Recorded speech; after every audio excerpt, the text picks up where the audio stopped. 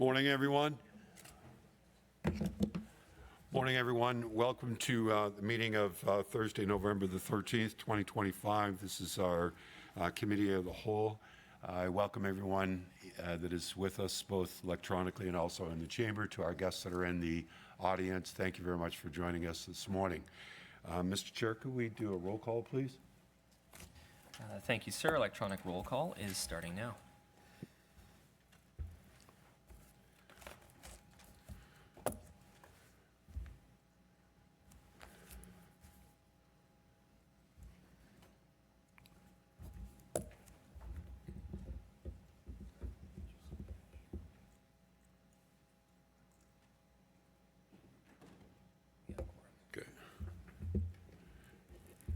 My understanding is we have quorum, so thank you very much, Mr. Clerk. Declarations of pecuniary interest that need to be noted at this time, please. Seeing none online. As we go through the agenda, as usual, if you do see that there is a pecuniary interest in regards to that you would like to make, just notify us at that time. Make sure that the proper paperwork is sent in, and also we'll notify it at that particular time. There's no statutory meetings. There are some presentations this morning. We're going to move with 4.1, and that is Mr. Cubitt is the Vice Chair of Durham Regional Police Services, also Peter Marrera, the Chief of Durham Regional Police. Mr. Cubitt, good morning. How are you this morning? Good morning, Mr. Chair, members of council. Okay, can you hold on just a sec? Sorry. Nothing? Okay. All right. Sorry, Mr. Cubitt, we had a request there. So, good morning, sir. How are you today? I'm fine, thank you very much, Mr. Chair, and members of council. Good morning, and I'm pleased to be here with you this morning to provide our quarterly update along with Chief Marrera. At last month's board meeting, we received an update on the strategic plan, and I would like to share some statistics with you. In the first half of 2025, 44.9% of emergency calls for service were responded to within 8 minutes. This is a 5% decrease over the same period last year. We are focused on addressing response times and expect that with additional fully trained officers, this will improve. Mental health apprehensions increased by 6% over the same period last year, with 1,578 apprehensions. The average is now almost 10 apprehensions per day.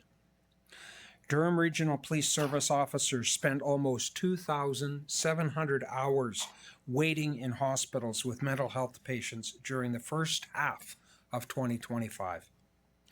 We strongly believe that there continues to be an urgent need for enhanced social support for those experiencing a mental health crisis. Auto thefts have decreased by almost 20% as a result of enforcement and partnership efforts such as Project Attire. Thefts are still, however, much higher than they were 5 years ago. Reports of intimate partner violence continue to increase. There was a 30% rise from 2023 to 2024 and a further 10% increase in the first half of this year. Almost 1 in 3 successful applicants to the Durham Regional Police Service identified as racialized in the first half of this year, and 20% of successful applicants were women. We remain committed to ensuring that the Durham Regional Police Service is representative of the peoples it serves. 2026 budget. Over the next several weeks, Council will turn its attention to next year's budgets. I want to assure Council that the Board is examining, with Chief Marrera and his team, any possibility to alleviate the pressure on the police budget. We recognize the significant investments that have been made by this Council in the Durham Regional Police Service after years of what were essentially austerity budgets. There remains some distance between the guideline and what the Board feels is necessary to provide adequate and effective policing. Staff are working with their regional colleagues to try and develop solutions. I also wish to note that other large police services in Ontario are experiencing similar challenges and requesting large increases from their funding bodies. Niagara is looking at an increase of 11.5%, York approved a 12.7% increase, and Peel is at 9.9%. The board must ensure that it meets its legal obligation to ensure adequate and effective policing, and we will continue to do this with the biggest respect and the highest regard for the taxpayer. Chief Marrero will now join me and provide the operational update. I thank you for the opportunity, Mr. Chair. Thank you very much, Mr. Vice Chair. Good morning, Chief. How are you this morning, sir? Good morning, Acting Chair Carter. Thank you very much, Vice Chair Cubitt, regional councillors, and a special hello to our regional chair, John Henry, who I saw very briefly there. I hope you're doing well. Before I begin my update, I want to address the OCPC report. That is the Ontario Civilian Police Commission report. As you're aware, the Solicitor General has released a heavily redacted version of the full OCPC report following its 6-year investigation into the Durham Regional Police Service and the Police Service Board. I'm disappointed that the OCPC did not release a public-facing report as it's done in every single other investigation it's conducted. But my focus is on learning from this point in the service's history and moving the organization forward. When I accepted the role of Chief of the Durham Regional Police Service in 2023, I was aware of the OCPC investigation and that it had been going on for several years. While I was not aware of the details at the time, I met with key stakeholders, including the Durham Regional Police Association, the Senior Officers Organization or Association, to better understand the issues that had eroded trust and confidence. I identified issues within the organization and immediately began to make meaningful changes. Over the past 2.5 years, the board and the command team have implemented significant reforms to enhance both internal and external trust. I've restructured internal processes and command level operations to strengthen accountability and transparency. While the OCPC report focused on a period of time under a completely different leadership team, my command team and I are committed to learning from this report and its recommendations. The report had concerns about the delays and resistance in sharing information, but I can say since becoming chief, I've cooperated fully with the OCPC, providing all requested materials, save and except for those that were covered by solicitor-client privilege, a decision that was upheld by the courts. The OCPC report contained a number of recommendations that align with the changes that I've already implemented since becoming chief. The Freedom of Information, or FOI, released report has completely redacted 3 and partially redacted 2 of the 33 recommendations. I can confidently assure you and the members of our community that I've reviewed the report in its entirety. I am not only taking steps to implement the recommendations, but also proactively addressing additional issues that were not explicitly identified as recommendations. As an example, the report identified a matter that should have triggered a notification to the Special Investigations Unit, or the SIU, and I've made that notification, which has resulted in the SIU invoking its mandate. Since receiving the report, both my office and the board have met with the Inspector General, or IG, to review the recommendations. This is the new body, the Inspector General was appointed, that has taken over the duties of the OCPC as it was dissolved in September of this year. And we continue to meet on the status reports and the implementations. And so we're going to be reporting this and working with the IG to report our implementation of all the recommendations. The command team and I have and will continue to work closely with the Inspector General, the DRPA, the SOA, and are committed to moving our organization forward from this moment. On to some better news. Thank you, Chief. For those who attended the recent Police Appreciation Dinner and Awards Night, you would have had a chance to meet our Chief for a Day winner, Evita Paliwal. Evita is a grade 5 student at William Dunbar School in Pickering, and I think gave Mayor Ash a run for his money at our table there with the conversation that I overheard. And she was one of 11 finalists who presented their essay to our selection committee.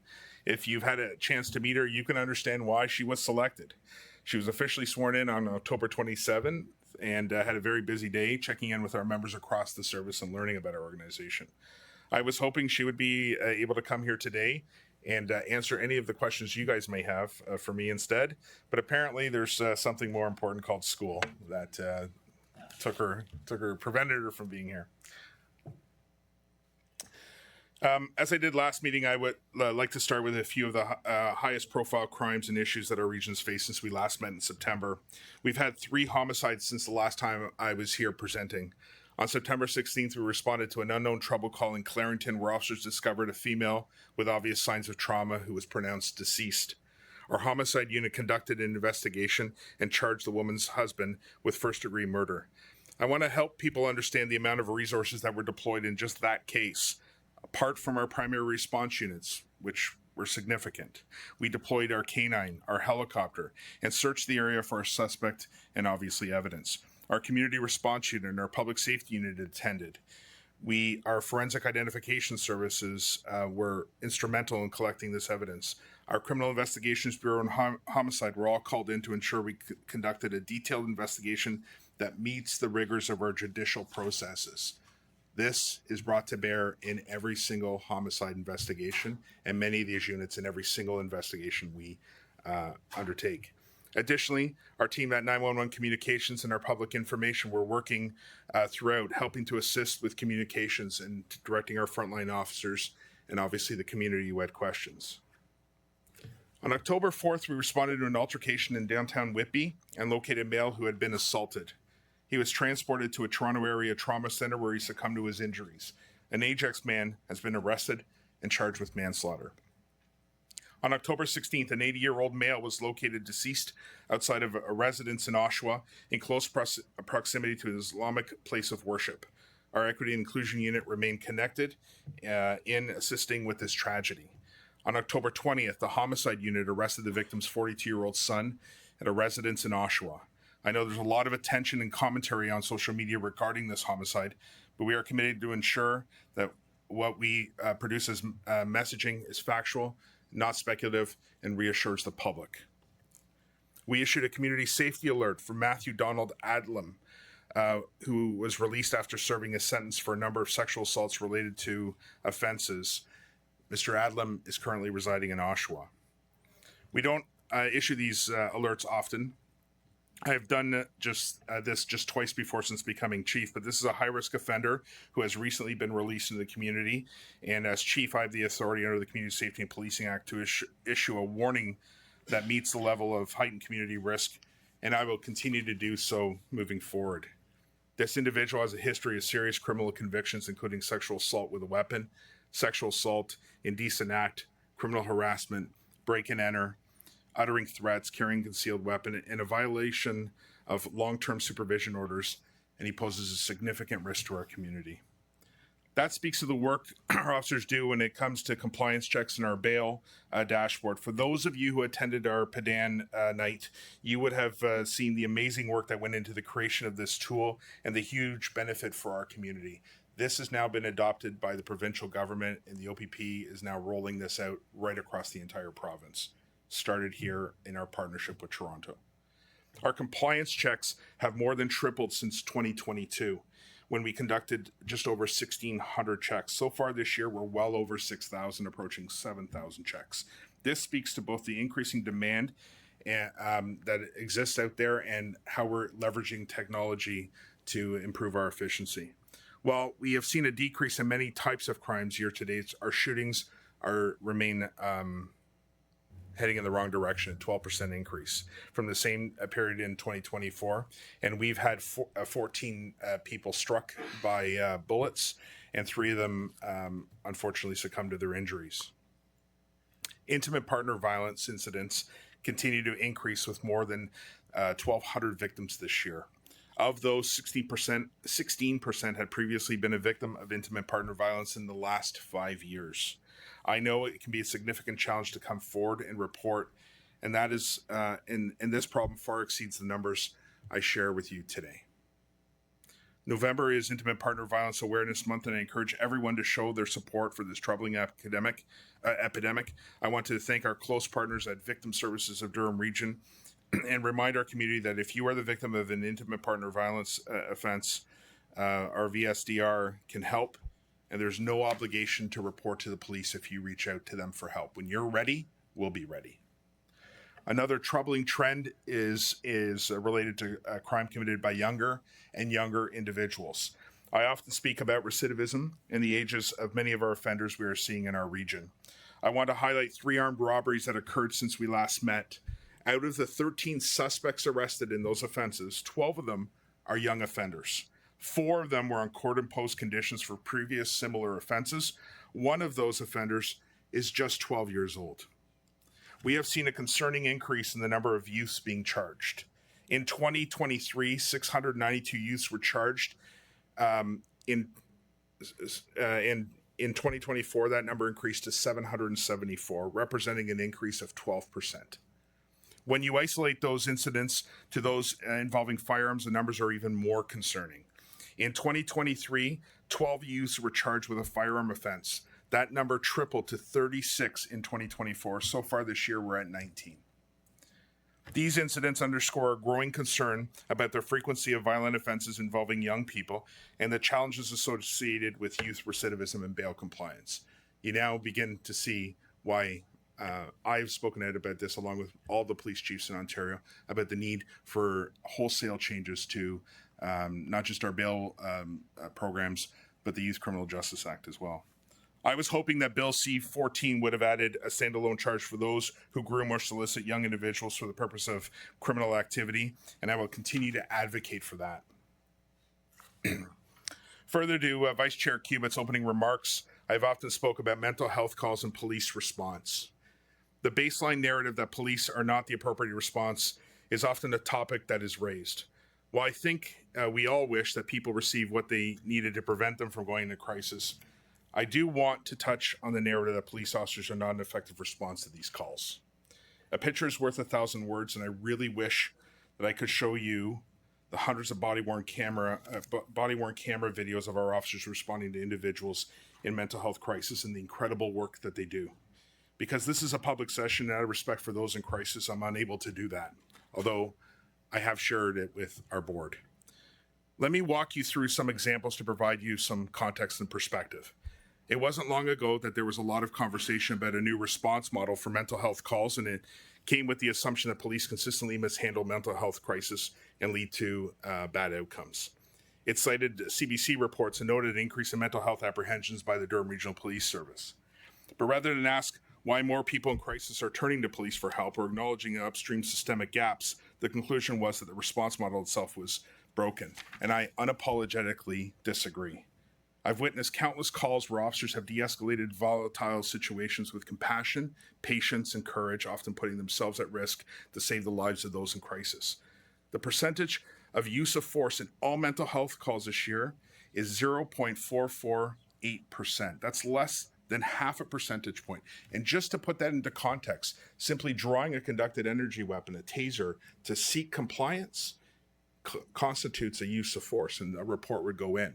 And so if you take that number in the context of all the use of force of all the calls we go to, in all the calls we go to, our use of force is 0.04%. So we're talking a fraction of a fraction of a fraction. It's extremely low. Our officers, who are often getting calls when people are in crisis at a heightened emotional state, do an excellent job in de-escalation. Let me give you just 2 very quick examples here. We recently received a call at 9:45 p.m. where an individual was on a railway overpass in Ajax in crisis, saying that she wanted to end her life, and the incident was caught on a body-worn camera video, which I reviewed. She was dousing herself with a liquid, threatening to light herself on fire.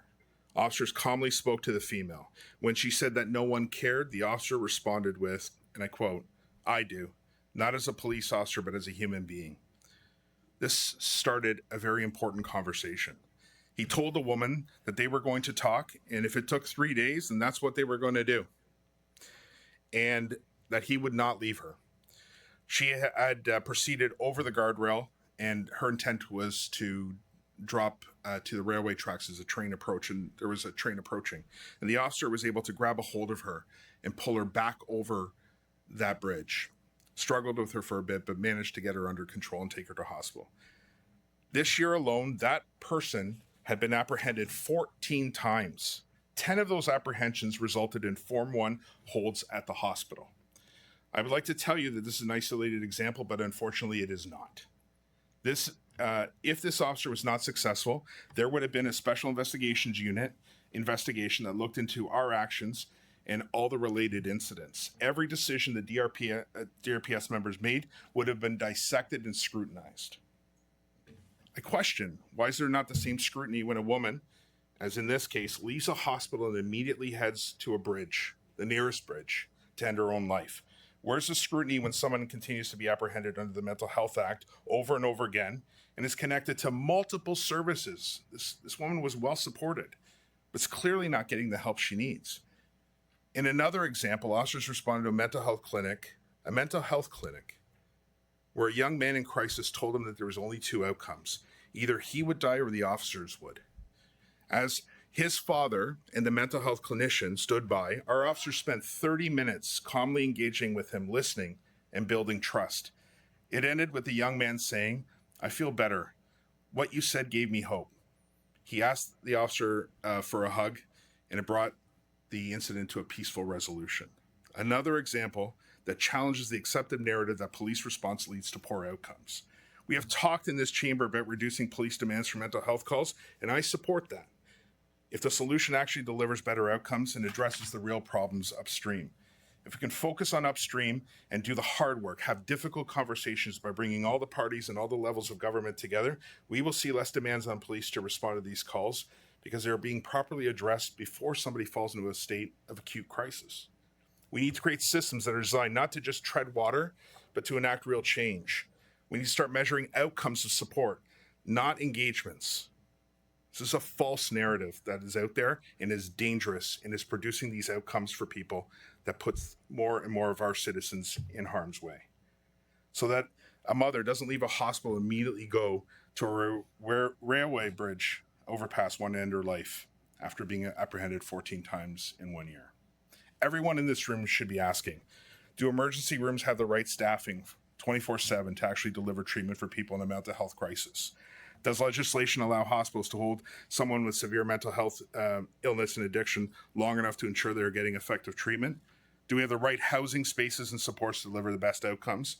Do all community agencies operate based on the hours that suit the demands and the needs of those they serve, not just staff preference?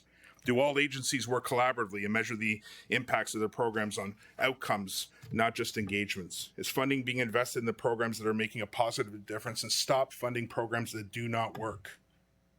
When I speak during budget every year, I continuously hear the argument that more money needs to be poured into social services systems, which will lessen the burden on police.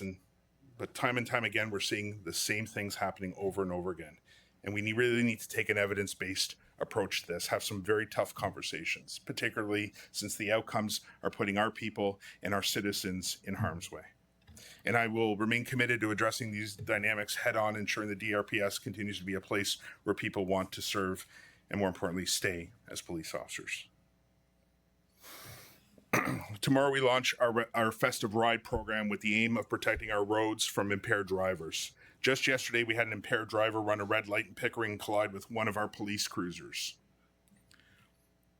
The officer was taken to local hospital, thankfully with non-life-threatening injuries. The driver fled on foot before being taken into custody shortly after the collision. I bet you hit a police car while you're impaired, I'm sure you're going to run. This is a stark reminder of the dangers on our roadways, and I'm thankful for the members of our service who come forward to support RIDE when they could be enjoying their holidays with their families. These men and women volunteer their time and are out there every single night through the festive season, and they have my respect for that. While we're moving into the fall and winter season, I want to address a roadway safety matter that is a growing concern: e-scooters and e-bikes. Their popularity continues to grow, and I know each municipality has a different bylaw and therefore programs. In 2024, our Collisions Investigation Unit had two call-outs for e-scooter collisions, including the tragic fatality of a young woman in Oshawa when she was struck leaving a gas station. This year, our Collisions Investigation Unit has attended 6 of these e-scooter, e-bike calls, where last year we had 3 fatalities and 3 had serious injuries, 1 in Ajax, 4 in Oshawa, and 1 in Ajax Whitby border. These make up 11% of collision investigation callouts so far this year. I know this is actually an important note is that In all these cases, all the operators were over 16. None of the e-bike or e-scooter operators were held a valid driver's license. That may be a contributing factor. I know that this is a topic at the Durham Vision Zero table and is something we have worked collaboratively through education, legislation, and enforcement. In fact, the Canadian Institute of Health Information reports a 22% increase in hospitalizations from e-scooter injuries. There are many videos out there showing people how to modify e-scooters and e-bikes to enhance speed, and we are seeing this dramatically on our roadways.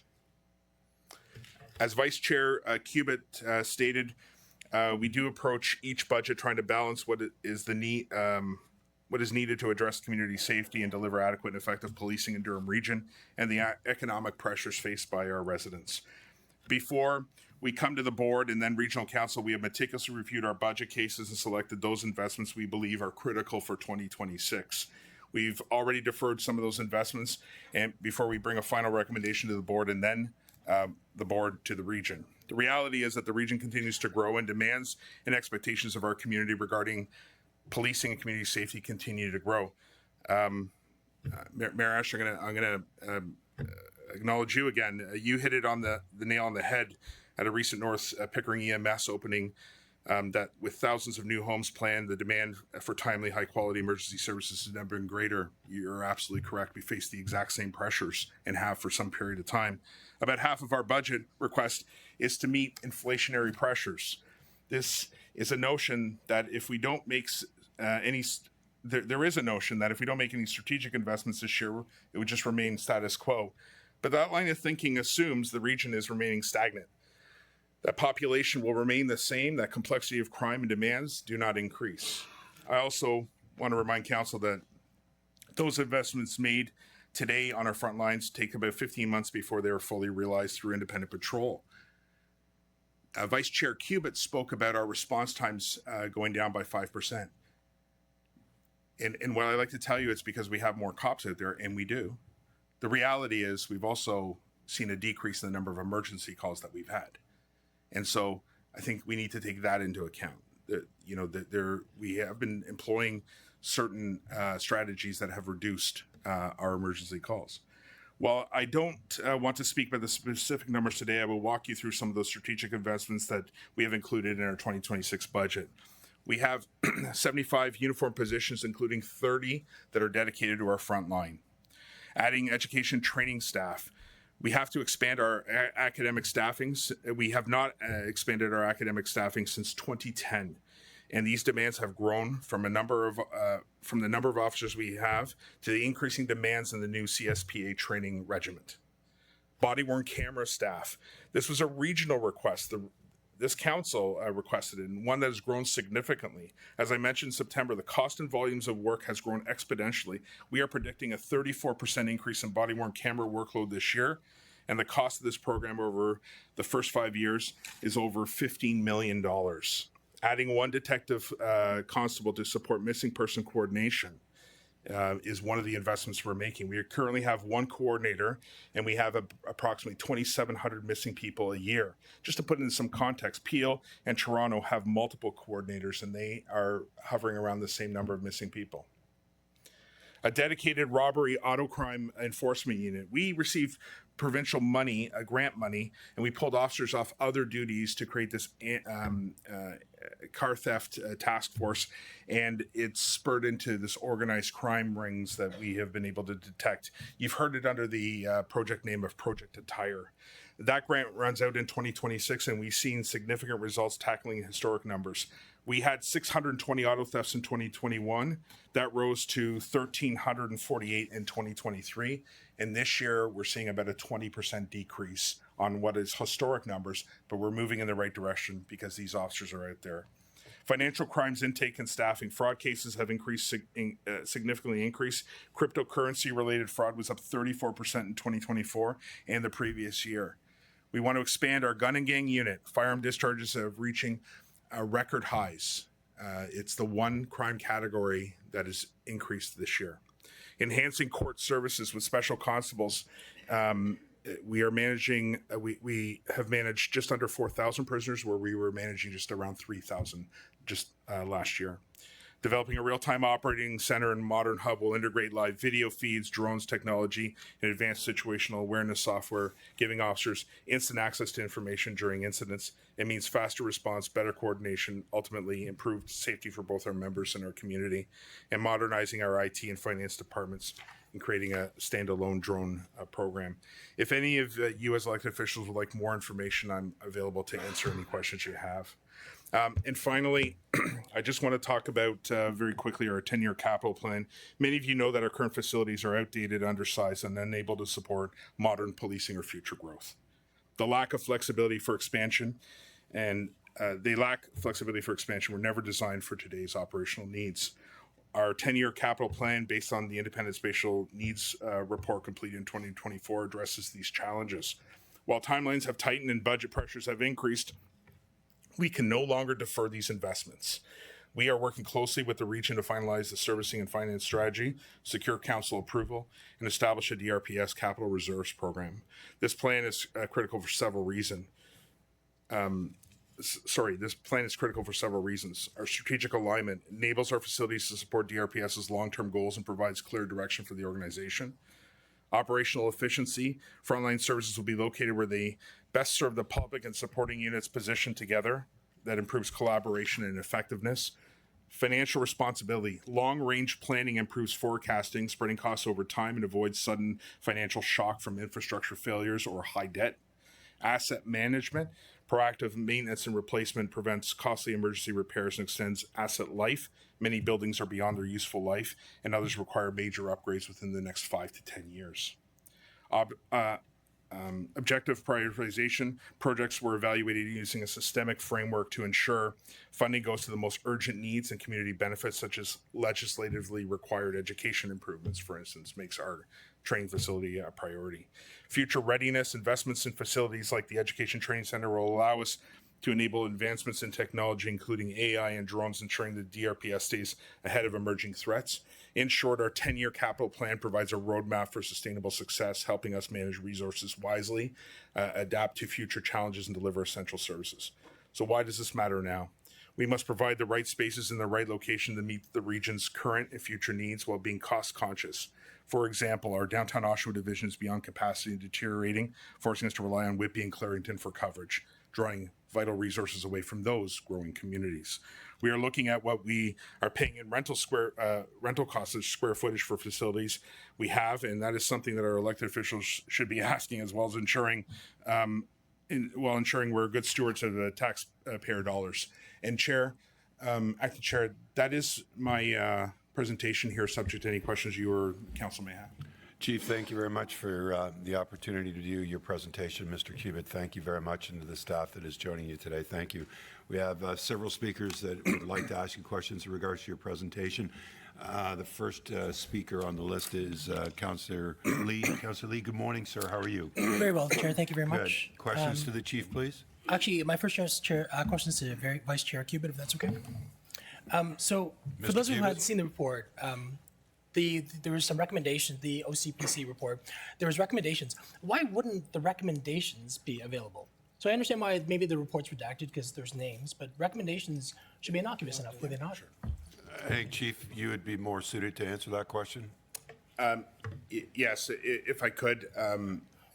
The report is not ours, and so the acknowledgement by the Solicitor General is not ours. They undertook this process.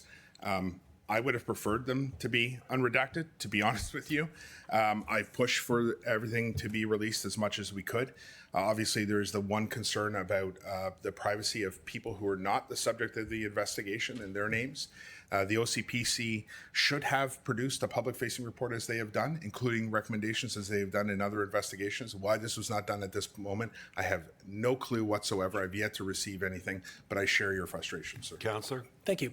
But from the police board side, at least, there was some complicity based on the unredacted portions that the police board was in regards to PTSD claims, for example. What has the board done to correct that behavior? So this is not necessarily the chief, but the board.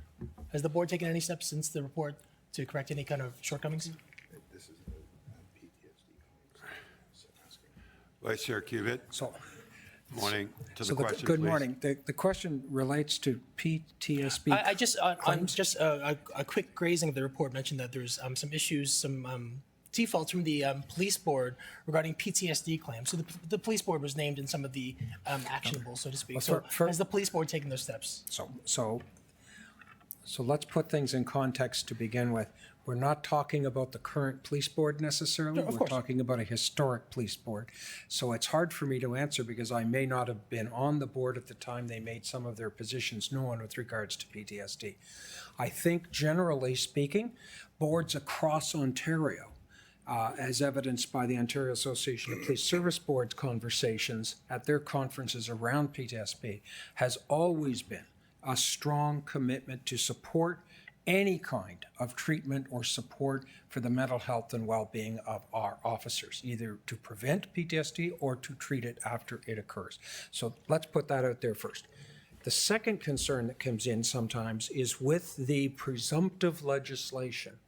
Many boards felt that they were unable to provide some of that support because they had limitations with regards to what they could insist upon with their officers when they had become impacted by PTSD. For example, you couldn't necessarily insist upon treatment or insist upon reports back from psychologists or insist upon return to work plans and some of those things. And it wasn't that the boards were being vindictive or angry, Councillor. It was because they were very concerned.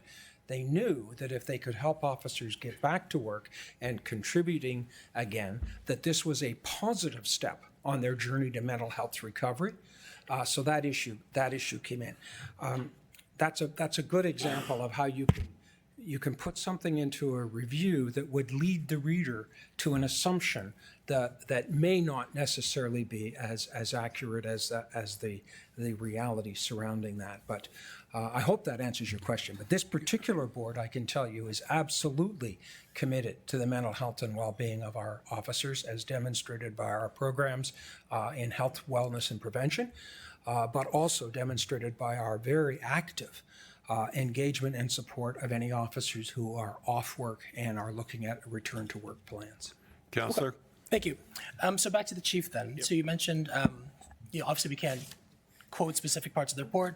Without naming specific names, can you definitively say that anybody within the OCPC report that may have done something malicious or untoward is no longer with the DRPS? Can we say that? Chief, to the question, please. That's subjective on what you think. The findings themselves speak to, systemic issues that occurred. I can tell you that the command team that existed at the time has been completely replaced. We're a completely new command team. I'm the longest serving person at 2.5 years, and all of these events predate me. But just and Chair, if you could just indulge me here, just to go back to your previous questions, I've spoken at length about the concerns I have with the WSIB system as it exists today. We have taken a completely different approach since I've been here. We now obtain information so that we can facilitate people coming back to work. In fact, last year we returned 114 people back to work, and 5 of them had been off for multiple years. Our program now is focusing not on what was in the report, but rather on getting members back to work as quickly as possible. And that's the direction I've received from the board. That's the direction I'm following, and that's what we've been able to implement. Okay. Councillor? Thank you. So Vice Chair Kirby, when he started, mentioned just we've made great progress in terms of the racialized people we've hired, the women we hired. At the November 18th police board meeting, there was something called 30 and 30. Could you explain what that is? Yeah. Chief, to the question, please. Yes, that by 2030 we would pledge to work towards a target of having 30% of our workforce being female. So Councillor? from what I've noticed, and again, this is just anecdotally, is that we're actually pretty good there. No, like from our command, we have deputy chiefs down to superintendents, inspectors. We actually have a pretty good visibility of females, and we know where this is going for me. But we don't have that same representation for our racialized members. So, do we have a target for 2030 to have a percentage of racialized members of our police force? Chief, to the question, please. I think it's an arbitrary number. First of all, I think we should far exceed that, to be honest with you. And what we're doing is we're setting up programs, and we have through dedicated training programs, educational opportunities for members to develop their skills, and we're making it available to every single person in our workforce, encouraging people of all backgrounds to make use of those programs to put them in best position to seek promotion. And I'll also say this. In policing, in particular, this assumption that promotion is the measuring stick of success is a fallacy. The reality is that many of our members, including our racialized members, are in key investigative positions, very senior investigative positions, doing incredible work, and are developing those skills that will make them exceptional leaders in the future. We're investing in every single one of our employees, including our racialized members, so that they can be not just leaders, but very effective leaders. And that is where our focus is right now, is creating those pathways so that everybody can reach their goals. But many of their goals may not be promotion. And I think that we have to acknowledge the fact that being, for instance, a homicide investigator may be the pinnacle of somebody's career. That's what they want to do. And if they're exceptionally good at it, that's where they'll get the opportunity to do. I'm creating those pathways for them. Counselor? I'll have you talk to my parents, who believe strictly promotion is the way to success. So thank you for that. Listen, and I appreciate that, but we actually have a formal, target of 30 and 30. And I'm not sure if this is developed by you or the police board. So I guess my question remains, though, why wouldn't there be a target? And even it's low. I agree, it is a low target. But why is there not that sort of target for our racialized members? Chief, to the question, We have please. one for women, right? It's a very catchy name, 30 for 30, 30 and 30. But why don't we have the other? Give the chief a chance. Chief? So I can tell you, while the board has spoken about it, that we have not adopted the 30 by 30, nor have I signed on to it. I fundamentally believe that we hire the very best candidates, and increasingly they are female candidates and racialized members of our community. And why? Because I've worked very, very hard right now, not at meeting a slogan, but rather removing the obstacles that actually have prevented people from being successful in the hiring process, and certainly in their ability to develop the skills that they need to be very effective leaders. And my focus is going to be there. And I could easily sign on to that. I'm more about outcomes than slogans, and I think that it improves for our members. The other thing too is that no one is ever handed anything in this organization. Of course, this is merit based, and I want the very best people leading, and Counselor? increasingly that is our females and our racialized members. Counselor? So just my last point, Chair, and thank you for the latitude, is I think right now we currently have 2 black inspectors, maybe 1 staff sergeant, 1 sergeant. We've lost Dr. Vidal to, I think Toronto Housing. Yep. And we even lost one of our 2 racialized board members.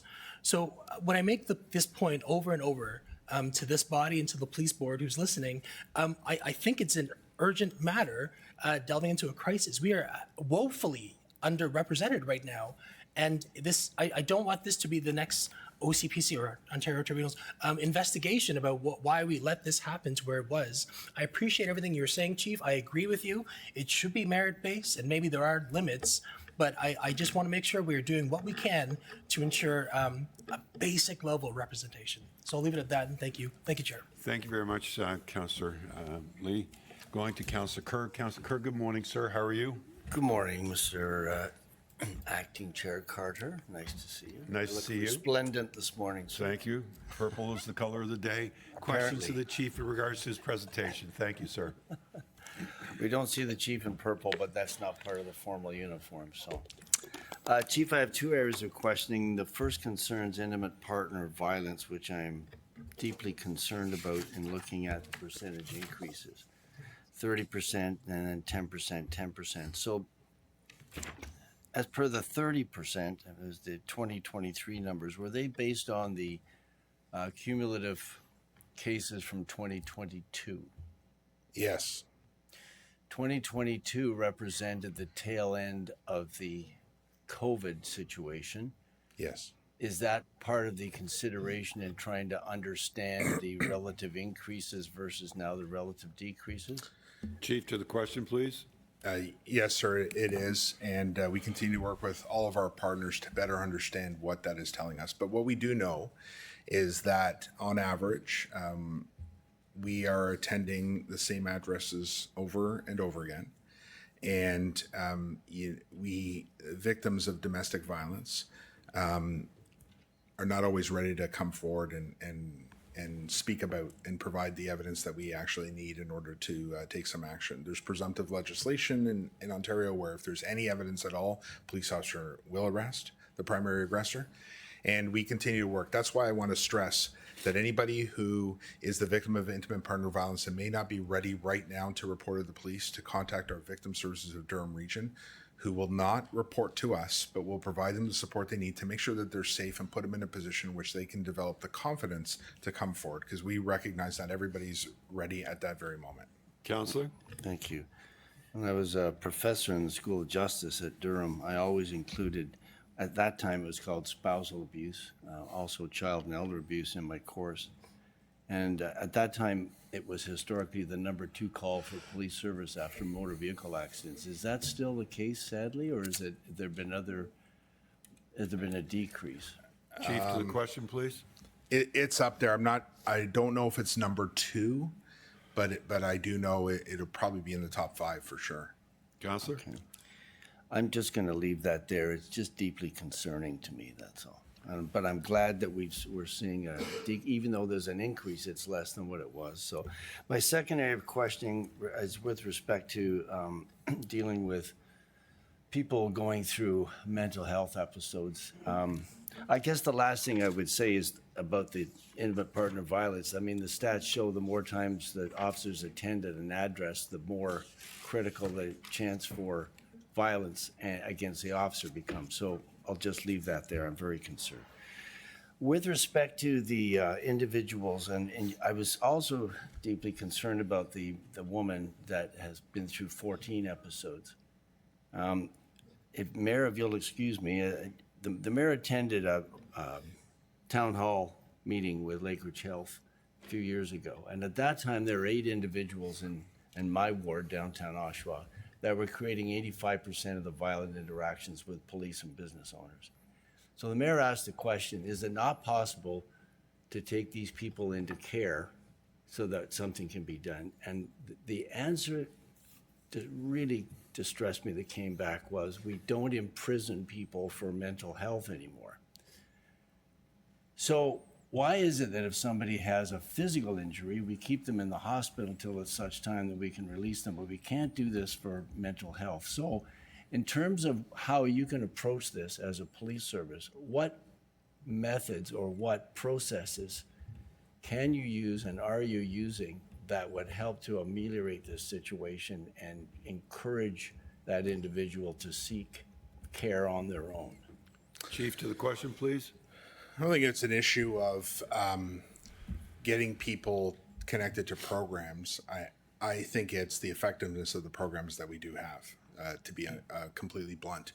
What can I do? I think what I've done here today, and that is raise awareness with the decision makers to say, look, what we're doing is not working and is not producing the outcomes we need for people. When we look at these issues, we get lost in the rhetoric out there and the ideology of some people. And I think you just mentioned we can't imprison. It's not imprison, it's care. Because if somebody was suffering from cancer, we expect them to be in a cancer facility receiving chemotherapy or other treatments.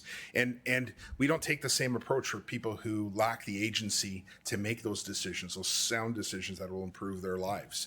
And quite honestly, unsupported, this is why we have seen, an increase in suicides and other incidents like that. And let me also point out the fact that I speak with a sense of urgency here, and I raise this, and I'm talking very bluntly here to Regional Council, because make no mistake about it, there is a cumulative impact on our officers who have to see this trauma day in and day out. And some will say that's what you signed up for. Absolutely. But these things are completely preventable. And what's left behind that our officers deal with that people often forget are the families. And we are connected to those families forever.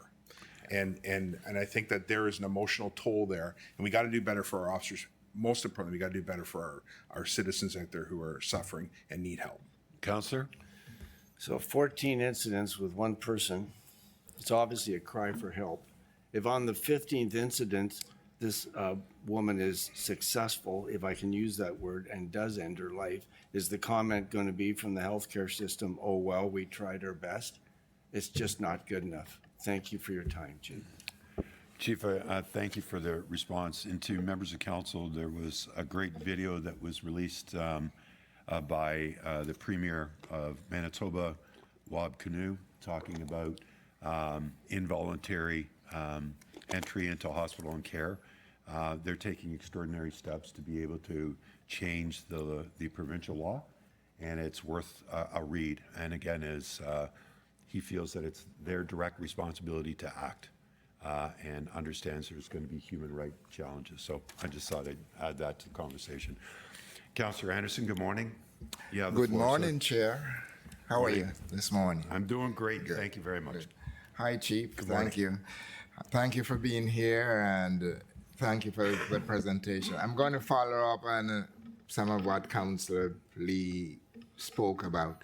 PTSD is one, and it's close and dear to my heart because I came from the Workers' Compensation Appeals Tribunal, and I dealt with a lot of those claims and write decisions on them, etc., to present to adjudicators whether to allow or deny such cases. PTSD is folks usually associated with war. It happens, and there's no preventative measures you can take. Two officers can go to a scene, a crime scene, a murder, whatever, and react differently. And that's because of what's a legal term called the thin skull doctrine, which is a pre-existing condition someone might have, and that cause someone to suffer PTSD and the other person doesn't. Having said that, I didn't read the report. I became aware of the news article. It's a resident that called me yesterday and said, have you seen this and what's going on? So my question to you is, what have you done since you became chief to make sure these cases go through smoothly? Who is looking at them to make sure that the officers are getting the treatment they richly deserve without the hardship of their claim being denied or being brushed aside by whoever is looking at the case? Chief, to the question, please. So I'll say this. Everyone who needs help gets help in our organization. Since I've become chief, I've learned a lot about our organization in relation to our wellness team, and I have to tell you that our small but mighty team does incredible work and punches way above their station in compared to other police services. I have done a deep dive in here. I've actually brought in Dr. Rose Riccadelli in to conduct interviews with our members, people who've used our services, our psychological services programs, and we have countless of them. We've evaluated these programs and we've put our emphasis on those programs that work, and we're investing very, very heavily into them. We've appointed and had a position for a return to work officer and formalized that process where we have an officer whose sole duty it is and responsibility is to work and follow up with everyone who's off to make sure that we can return to work. When you refer to the WSIB, sir, I have concerns with how that program is administered in the first instance. I don't think it's really lends itself to sharing the information that we need as an employer in a timely fashion. So oftentimes it takes years to get any information to understand how we can best support our officers, even because the way that the system is designed. I'd like a bigger investment in WSIB to get me more information quicker. Plus, I have a responsibility under occupational health and safety. If I know that there is an area that poses a danger to our other officers or other members, I have to take reasonable steps to prevent that injury from happening again. And I often don't get that for several years. And so I don't think it's one thing. I've been advocating for changes in WSIB. We've invested and evaluated our programs. We're investing very heavily in those programs. And it's resulted in, like I said, 114 successful return to duty, including 5 who were off for multiple years. And this is just last year. And that's basically what I've done. Counselor?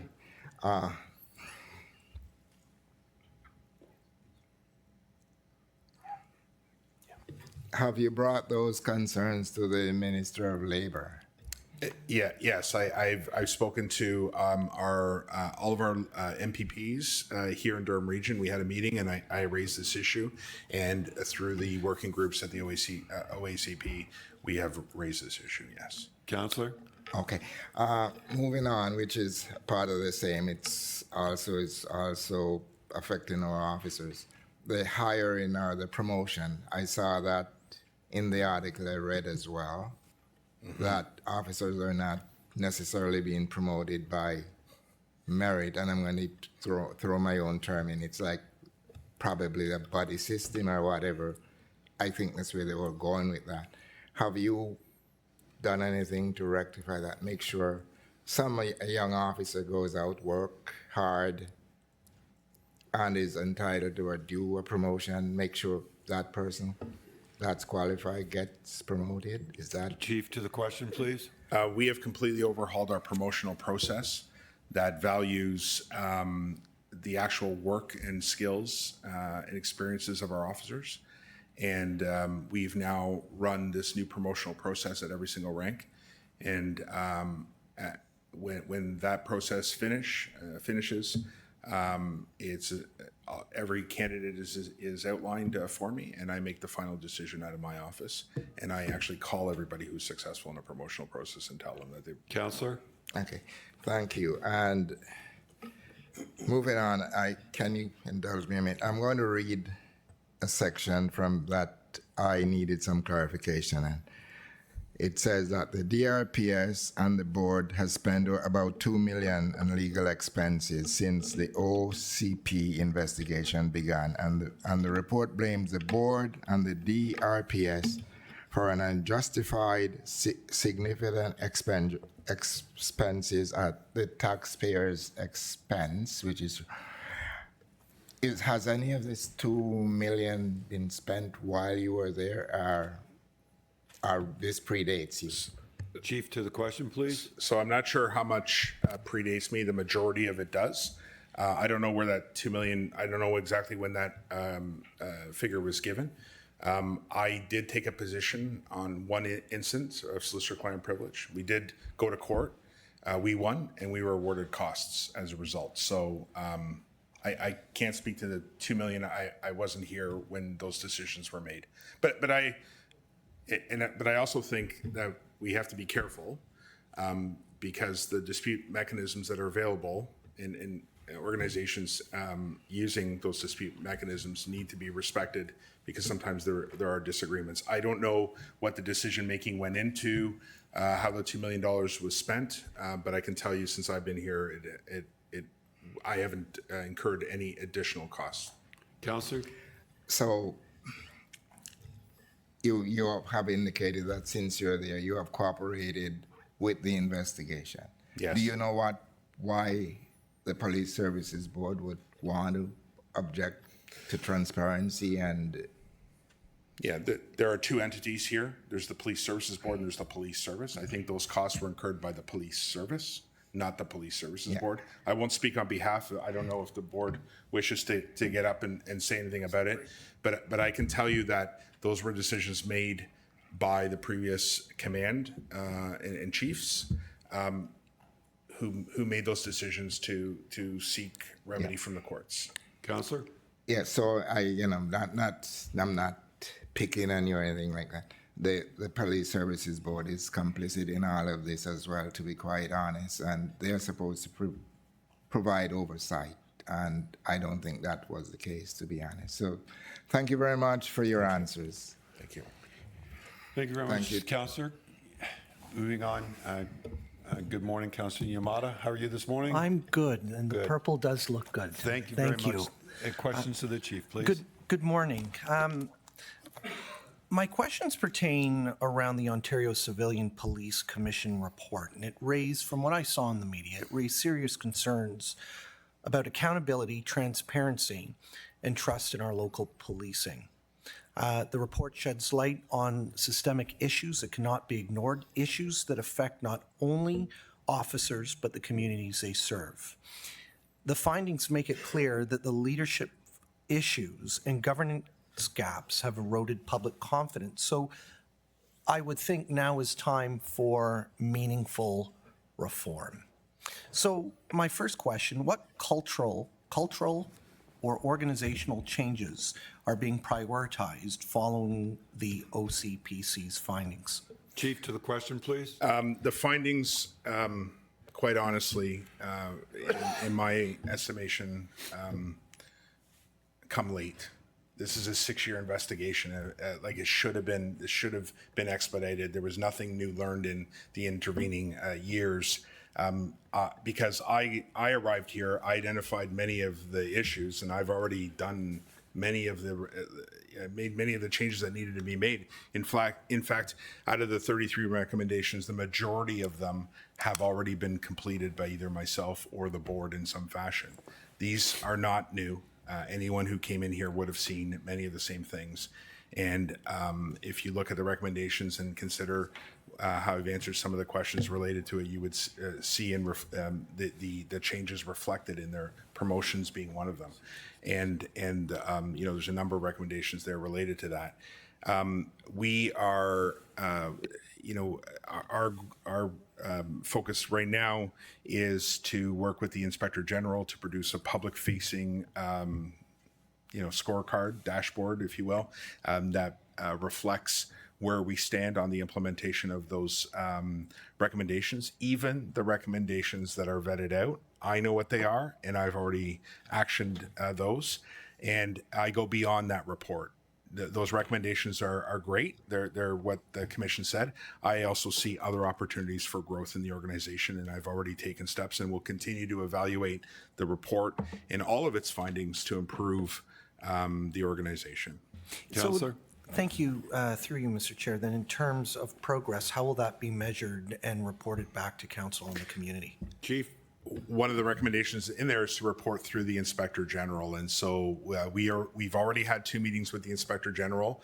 We have another meeting that is being scheduled right now. I spoke to the Inspector General yesterday about the coordinating that meeting, and so our staffs, all of us, including the Police Services Board, and I can add a suggestion I made to the Inspector General, and he agreed, is to also have the representatives of our DRPA and our Senior Officer Association also present, the 2 presidents also present at this meeting, so there's a level of transparency and accountability for all of us, so that there's a clear understanding of what we're doing, what we have done, and what work remains to be done. Councillor? Through you, you said the majority of the recommendations that you've gone through have already been implemented, so I would gather then there's a minority that still need to be implemented. What timelines for implementing the balance of those recommendations do you have? Chief, to the question, please. I will have to speak to the board about that and the Inspector General in terms of what the expectations. For me, the sooner the better. I would like to turn the page on this. More importantly, we have a lot of work to do in rebuilding confidence and trust in the leadership of the organization. Councillor? My final question through you, Mr. Chair. How are frontline officers being informed and trained on the implications of the report? Chief, to the Or question, how will please. they be? I appreciate the distinction in your question. First, I released all the information to all of our members on the day that the report was made public. I gave them a copy of the redacted report and the recommendations, the executive summary as well. I have spoken with their association representatives as well and have invited them to the table. And from here on in, we're going to be informing not just our community, but our members in terms of the changes that have been made. In fact, many of the members have already commented to me that, you know, we've already done, didn't we already do this? In terms of some of the recommendations. And what we need to do is actually sit down with them and explain all the little nuance that exists. Counselor? Thank you, Mr. Chair. Thank you, Chief. Thank you. Thank you very much. I say good morning to Councillor Marion Pietri. Councillor Marion Pietri, good morning, sir. Good morning, Chair Carter, and good morning, everyone attending the meeting and participating online. I just wanted to ask a few questions of the chief. We've had a major announcement I was able to assist in this week, investing millions of dollars from the province into our DRPS system. Can you expand a little bit more on how that'll help public safety in the efforts that you're making generally with the direction you're going with the service? Not an insignificant amount of money. It was $3 million, just over $3 million. It's going to help us put field intelligence officers in every single station so that we can make better use of the intelligence that we're collecting so that it can be actionable. It'll make those connections of, the trans-divisional crime that happens. Our borders are artificial. The criminal element doesn't care. It also gives us and sets us up in a structure that will support the growth that we're having here, particularly as we now more closely resemble York Regional Police and Toronto Police and Peel Police in terms of how we're managing our intelligence within divisions. It will also be a massive support. So that one investment alone is a significant one. Just over $500,000 is earmarked for a new vessel. As you can appreciate, adequate and effective policing also applies to our waterways, and we have 3 major bodies of water here that we have to police. Our boat is old, and it's time for us to be replacing these items. All of this helps us stretch our operating budget a little further, and allows me to make those investments in officers as well. And I'm just giving you 2 examples. Counselor? Excellent. Thank you, Chair Carter. Thank you, Chief. Just wondering, York Region, they have a headquarters? They do.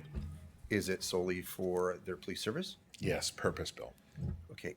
Would it be surprising to note the census numbers that came out recently? I'll just speak from Oshawa's standpoint, that in the last couple of years, we went from 185 to about 208,000 residents. I'm not sure about the other municipalities, but we're probably looking at a different number in terms of residents in the region than we were just a couple of years ago.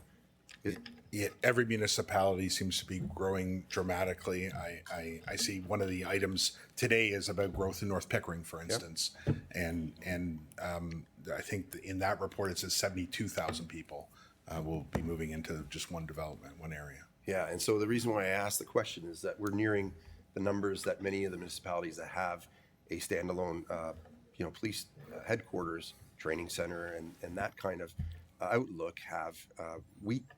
Do we have one like that? Do we have a facility of that nature here in Durham, considering the numbers that Chief, to the question, please. No, we don't, sir. Okay. Just wondering, because I know that you're doing a lot of work with the board to advance capital improvements. What kind of improvements would that mean to frontline services if these capital improvements were invested in by our council? Chief, to the question, please. Well, the capital investments underpin the work we do in communities, and not unlike what was brought to council just 2 weeks ago with an Ajax property. That's not just good for Ajax; that's good for Pickering too, particularly as the growth happens, because putting more cops in the Pickering station, which is an older, outdated building now, that's not AODA compliant and such, will allow us to, have more officers in Pickering doing work within Pickering itself, particularly as that growth is coming. It also helps us deal with things in Ajax. A new purpose-built police station in Oshawa that can actually house the number of officers we need to properly police Oshawa is a benefit to Whitby and to Clarington. Whitby in Brooklyn alone, I think there's 5,000 homes, and I'm looking at Mayor Roy to correct me on that. But it's that patrol area that patrols part of North Oshawa. They're one of the busiest places in Oshawa. So strategic investments can actually help the entire region with just like I'm talking about 2 buildings, right? And look how much help we can actually bring right across the entire region. This is why we have to look at these not as a cost, but as an investment in the future. And if we build in the right places with the right kind of elbow room, we're future-proofing our buildings so that we don't run into this situation here where I couldn't add on to Oshawa if I wanted to. Appreciate Counselor? that. And I don't expect the CBC to cover these questions, but these are the questions that are probably the most important of today, considering the pressures that we have to provide public safety to people on the front lines and to homeowners. Thousands of homes are represented behind you, actually, in the audience today. We're going to be talking about that later. You talked about this here and now. What do you pay per square foot in this building, which classifies as your headquarters? And I don't mean to be pointed, but you occupy half a floor and have virtually the same service as York Region, and that's what we call as your headquarters. What's the square foot value? Chief, to the question, if you know. Yes. So we occupy about 27,000 square feet here right now. And I believe we're around 83 and change, almost $84 a square foot. 2026 budget, we're budgeting a 7.55% increase in that. I think brings me to not quite $90, 88 and change, $89 a square foot. That's Class A York building. It's a significant cost to us, and it continues to increase. We've had to rent space in other buildings in the region here just to accommodate some of the loss in square footage that we have. And we're paying less than half of that per square foot. It is Elsewhere. elsewhere. That's right. Yeah. Counselor? So it's kind of rent that maybe you'd pay centers like Yorkville or Yorkdale. Anyways, I don't want to comment further on that. What I do want to say and ask is, you've got investment coming from the provincial government, expectations from the federal government, and pressures from the general public. You're doing a lot of work with the corporate culture, and I have to say that I'm really impressed. I've been through 5 iterations of the DRPS administration, from Chief McAlpine all the way to you, and I think that everyone's tried their best, but I do see the effect that you're making. I don't think it's going to work unless we invest in capital, because there's nowhere to deploy the intelligence agents that you're going to be working with from the funding that you got from the province. The growth in our city and in our region is significant, and I think it speaks to the importance of the face that is being presented, whether someone's looking at racialized employment or just the evolution of the tech that you're using. It doesn't speak well to have half a floor in a building on the 3rd level as an afterthought for a headquarters. And I know you're working on that. And I expect and hope that the board will advance discussions with council to move forward with something that is more 2025 and able to deliver to the public service and the public safety it needs. Now, one last item is that I'm impressed also. I went through as part of the announcement, and I ran into an old friend. He's now a superintendent. Sean is doing a great job. And a lot of the questions I got previous to your tenure was, from people that I knew that may have, been from different cultural backgrounds. Where do I fit in the police service that I currently am employed by? It's not just about new, but people currently in the system. They're finding now an ability to be able to work their way up and work in a way that I think that their strengths and capacities offer our community. So my compliments to you, the board, and your team. And I also have to say congratulations for being recognized by the Portuguese community for your cultural heritage. Thank you for the work you're doing. Thank you. Thank you, Councillor. Our next on the list is Councillor Chapman. I'm going to ask Mayor Ash if you'd come forward and take the chair for a moment, please. And Councillor Chapman, good morning, sir. You have the floor. Morning. Thank you, Mr. Chair. Chief, I don't want to belabor it, but I think it's important that a couple points, questions be asked for some answers about this investigation. This started in 2018. I believe that's correct. And since that investigation started, you're the second chief after that? Like there was a chief in place, and not trying to pick or suggest that anybody, I'm certainly not pointing any fingers, but there was the chief at the time when this investigation started, and then there was another chief, and now there's you, Yes. right? And they ask about recommendations and changing some of the culture. Since you became the chief, we've got 3 new deputies, Yes. and you've changed the structure and how you get there of your senior leadership, i.e. superintendents, inspectors. Now we have superintendents basically in at least all the major divisions, with an inspector for better leadership, more accountability. That's right. Okay. Any of these recommendations that you put in place, I mean, you went through a process with the Police Services Board in order to be selected as the chief. So obviously, and I've been through that process a few times, you look at the police department or the police service that you're applying to, and you pick out things that you think need to be fixed, and you convince the police board that this is how you're going to fix it or try to fix it when you come on. Did that such thing happen? Yes, I reported regularly to the board, keeping them apprised at the opportunities I had in camera to discuss the areas that I wanted to make improvements in. So when you were sworn in as the chief of police, you already had, within your own mind anyway, a plan of how to move this department, how to make this police service, Durham Region Police Service, better, and how to deal with some of the things at that time probably you only heard as rumors or through the grapevine, through the police system of issues that were causing things like this investigation. Would that be fair? Yes, somewhat. I mean, I didn't cement my position before I got here. I certainly know what I knew, but I did keep an open mind, and I did seek out the 2 presidents in particular of the associations and asked them. We had some pretty blunt conversations, and I spoke to many. I met with every single senior officer individually, and we discussed a number of topics and also culture as well. And so I began to identify some themes and patterns, but which confirmed some things, but more importantly, dispelled some other things that I believed to be true that just weren't true. Right. And there's also been a change in the Police Services Board. Election in 2022. We had 3 different councillors appointed to the board and some other different representatives by the provincial government. Yes. Correct? So it's not the same. It's not the same police board that was present during the start of this investigation, and probably because it started in 2018, so it would have been 4 years of a police service board. It's not the same folks. That's correct. Right. So I think that's important that people know if they're going to lay blame where they should be laying blame.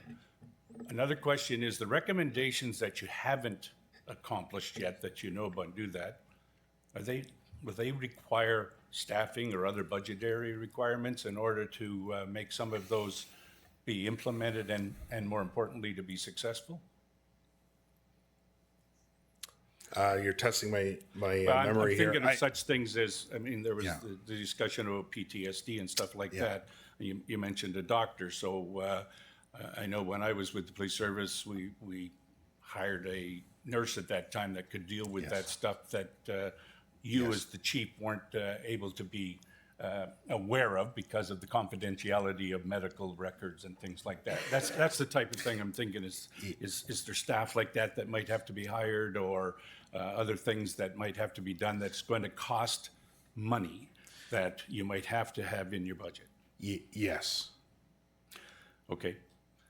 See, I know Councillor Marion Pierre got to say, you're doing a great job. I talk to your police officers a lot.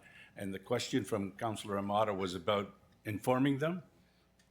All the police officers that I talk to generally are happy with the way things are being improved in the department. So thank you very much, Chief. Thank you. Thank you, Councillor Chapman. Moving on. Councillor Shahid, good morning. Good morning, Chair. How are you this morning? I am fantastic. Thank you so much Good. for You the have the floor. opportunity to speak. Thank you. Can you hear me? We can hear you. That's awesome. Thank you, Chief Morera, for your length in explaining everything. We all sure are gravitating towards the investigation, for which I'm going to just let you know it was the residents who had sent me emails, text messages about understanding or trying to understand what is going on. I just want you to summarize, and I fully understand leadership has changed. Two chairs have come in between yourself right now. The board has changed, and a new pledge to improve and do better and bring accountability and transparency forward is put forward. What I like through you, Mayor Carter and Chair, is a summary on the fact of what are the next steps and what can we communicate to our community members. There have been racialized community members who have reached out to me as to say, oh my God, what happened? And I said, now we move forward from them. So from all of this. So I would like a summary of some sort of communication here and something in written that we could send to our residents as well as to the fact this is the moving forward. This is an accountable and transparent process that we are adhering to. Thank you. Chief, what I'm hearing is forward together, but go, please proceed. Yes. I can tell you the change didn't begin with the unredacted or the redacted report being released last week. It actually began the minute I was sworn in. My very first commitment was to build trust internally and externally, understanding that any lengthy investigation undermines public confidence and member confidence in the police service. That was crystal clear to me when I took over. And so I began that work, and I've been steadfast and repeated that message since I've arrived. I can tell you that in terms of any written documentation that you can provide your residents, please go on our website. My statement is there that outlines exactly what my commitment is as it relates to the OCPC investigation. And in terms of just a very quick encapsulation, while I wasn't here, I accept responsibility to make the improvements that the Ontario Civilian Police Commission has made. I look forward to working with the Inspector General, our board, and our members from both associations and our communities to fix the things that need to be fixed, have those difficult conversations that need to happen, and to ensure that we can reinforce that the hallmark of fairness is consistency, and we are going to be ruthlessly consistent in how we move forward. Councillor? Thank you so much, Mayor Carter. I will be looking at the website, and if there is anything, I'm sure I'd be happy to reach out to you for a further response. Mayor Carter, thank you. Thank you. Have a good day. Our next speaker on the list is Councillor Brenner. Councillor Brenner, good morning, sir. How are you this morning? Good morning, Acting Chair, and thank you so much. Through you, Chief, in your presentation, when you were talking about violent crimes and which includes robberies and so forth, what I wanted to ask you about is in the Pickering Center, or formerly the Pickering Town Center. There's obviously been an increase in crimes. One of the ones that really caused a lot of media attention was the brazen robbery of the jewelry store. I know that the mall has security, but they are not equipped to deal with the potential of the kinds of violent crimes. And I know that the community feels it's really just a matter of time before somebody will get hurt, or God forbid, somebody could get killed. Are you looking or considering, for example, pop-up police presence at the mall or anything like that, not as a deterrent, but to catch these people? I mean, your record of apprehension has been fantastic, by the way, but the direction that crime seems to be going is pretty scary, not just for the public, but also the employees that work in that mall. Chief, to the question, please. So you raise a couple of important points. First of all, as it relates to commercial robberies, we've seen a decrease of 22% across the region. That's not enjoyed right across the region. Some municipalities have seen a slight increase, others have seen dramatic decrease. we work very closely with the businesses in the Pickering Town Center specifically. We've made several recommendations to many of them. They have taken those recommendations, actually implemented the changes that we need, and I'm knocking on wood here. We haven't had an incident since. Target hardening is definitely one of the strategies that we employ.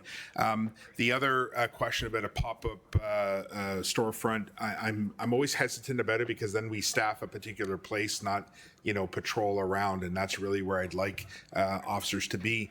This is why it's important, Councillor Brennan, that we make those investments in, and I have made those investments to change the mandate and create and put more people into our community response unit. That is their role, is to walk through the community, be on bikes, not tied to the radio in terms of answering calls, being a visible deterrent for crime and disorder throughout our region. And this should happen in our malls, in our public spaces, in our parks, everywhere across our region. Our officers, and my goal is to have officers who are regularly patrolling there and visible. Councillor? Subsequent question, and that's excellent response. Thank you, Chief. Going into the festive season in particular, I'm going to assume that the model that you describe, do you have the staffing capacity to take it through the Christmas season, knowing that some officers will be taking time off, obviously, and well-earned time, by the way? Chief, to the question, please. So we have a very dedicated ride team that changes all of their holidays to be available, changes their days off to be available. They miss events with their families because they so fundamentally believe in this. Every year we try to rotate and bring in some new people in because there's so much interest across our region, and they work right across our region. This is in addition to the ride spot checks that when we have staffing that we at the divisional level, the expectation is that when possible that they will do a pop-up ride spot check, even if it's for a very short period of time, to serve as yet another deterrent to impaired driving. And this year, and increasingly, alcohol is not the only factor. Drugs increasingly are a factor in many of our collisions. Councillor? Thank you very much, Chief, and thank you to your entire team and most definitely your officers.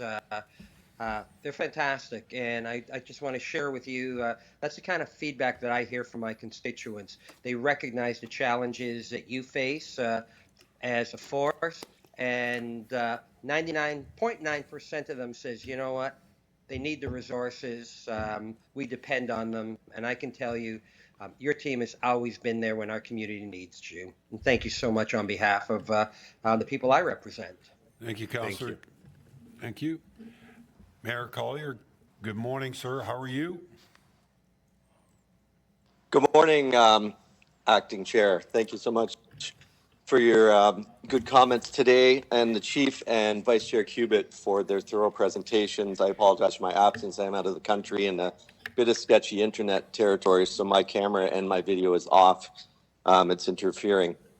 I keyed my mic a couple of times to answer some of the questions, and the Vice Chair and Chief answered them perfectly, so I turned it off. But I just want to do a quick wrap up, as there's been quite a bit of discussion about the OCPC report. And I just want to start by saying I don't think anybody is as frustrated with the OCPC not releasing the full unredacted report as myself and the board and the Chief. Very honestly, there's accusations made. In absence of releasing all that proper information, some media coverages are drawing their own conclusions, which I personally feel are absolutely incorrect. I feel if this complete unredacted report was released, it would exonerate a lot of the things that are being said right now to do with our force, and it's very frustrating. But that is not the case. I can't speak to why they did the things they do. I can tell you, in my opinion, this was a massive boondoggle. And the simple fact that nothing came out of it other than some recommendations, I think, speaks to that. I can follow up on what the Chief said. We did have meetings with the Inspector General, Ryan Terschner, and went through all of the recommendations. And I think I can say this without any issue. And every single one that falls under his jurisdiction has been satisfied. And very honestly, this report does nothing because we had already done, I think, 99% of these. There were some that absolutely were just frivolous, and even the Inspector General said, yeah, I'm not worried about these. These don't even fall under my jurisdiction. So we've done everything we're supposed to do. The point's been made several times about this is a 6-year report, and none of the members are here anymore, including members of the board, including the command team and everybody else. We have made significant changes, and I'm very comfortable, and I hope that this council can be very comfortable knowing that we are moving forward and under excellent leadership and in absolutely the right direction. I want to speak just quickly to, I believe it was Councillor Lee's comment about provincial appointees.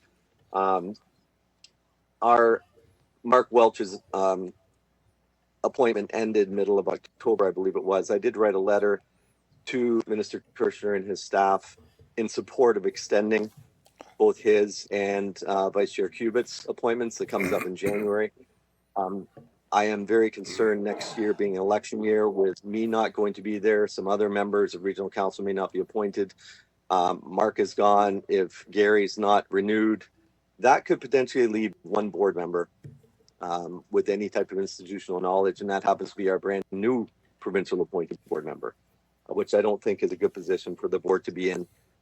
I also stress the importance that anybody appointed by the province be qualified and quite honestly racialized. I stress the importance of that, so I just want to make that public as well.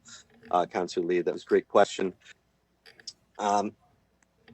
And I think that's just all I wanted to add. I'm just very happy that this chapter, as far as I'm concerned, is now closed. I've had several media requests that I've absolutely said, no, I'm not encouraging this any further. We're doing our job. We're doing it well as far as I'm concerned. And I believe somebody mentioned transparency and accountability. I think that's exactly what we're doing. And that's a big part of this today. So I look forward to these continuing. And I want to thank everybody for your questions. Thank you very much, Mr. Mayor. Greatly appreciate your comments. Moving on to Councillor Neal. Councillor Neal, good morning, and you have the floor, sir. Yeah, thanks, Mr. Interim Chair. To the police chief and Vice Chair Cubitt, thanks for all what you do in our community. I just wanted to add on to what Councillor Brenner mentioned in regards to the malls. I know you do operations. Army and Taunton, for one, was done under Superintendent Sataram. Christmas season is coming. Residents are still worried about what's taking place. I think there was a jewelry store robbed 4 times, and Councillor Brenner did mention that. So what exactly can the residents do to protect themselves in these situations? Because the malls are beginning to, they're only going to get busier. To you, Mr. Chair. Chief, to the question, please. I appreciate the question. It's a difficult question to answer because there's so many ways that could go. If you witness something, and I saw this in some of the social media posts where people are recording other people recording, the jewelry store robbery. Not one of them picked up the phone and called 911. Call the police. Alert us to the fact that this is happening, and let us get there and do the work that we do. That's number one. Be aware of your surroundings. If you think something's wrong, tell somebody, call us, call mall security, do something to alert and get help and get that process started. Don't leave your valuables visible. Put them in your trunk. If you have like one of those hatchbacks things, use the little curtain that you can pull and hide your belongings. Don't leave anything valuable visible. You become less of a target. There are a number of different factors that you can employ. There's strategies that you can employ to address a number of different factors. Councillor? Thank you for that. And just further, I saw your capital program. Is there a thought combining a fire station with a police station for North Oshawa? As you said, it's busy, very one of the busiest places in the region. Chief, to the question, please. We're looking for sites that meet our needs today and for the foreseeable future. So it may include that, depending on what the size of the lot is. But I'm not interested in squeezing into postage stamp spaces because we'll quickly run out of room, and it's not a good investment. I'm a taxpayer too. So, Councillor, the question. Yeah, I appreciate that. No, I'm not looking for a postage stamp. I'm looking for something long-term because you mentioned the intensification and I know Kedron Park 2 in Columbus is going to be 30,000 residents coming to 2030. So I'm just throwing that out there as an idea. So. Counselor, is that all your questions? Sorry. Yep, that'd be it. Thank you. Okay, thank you very much. Have a good day. Counselor Wu, good morning. How are you, sir?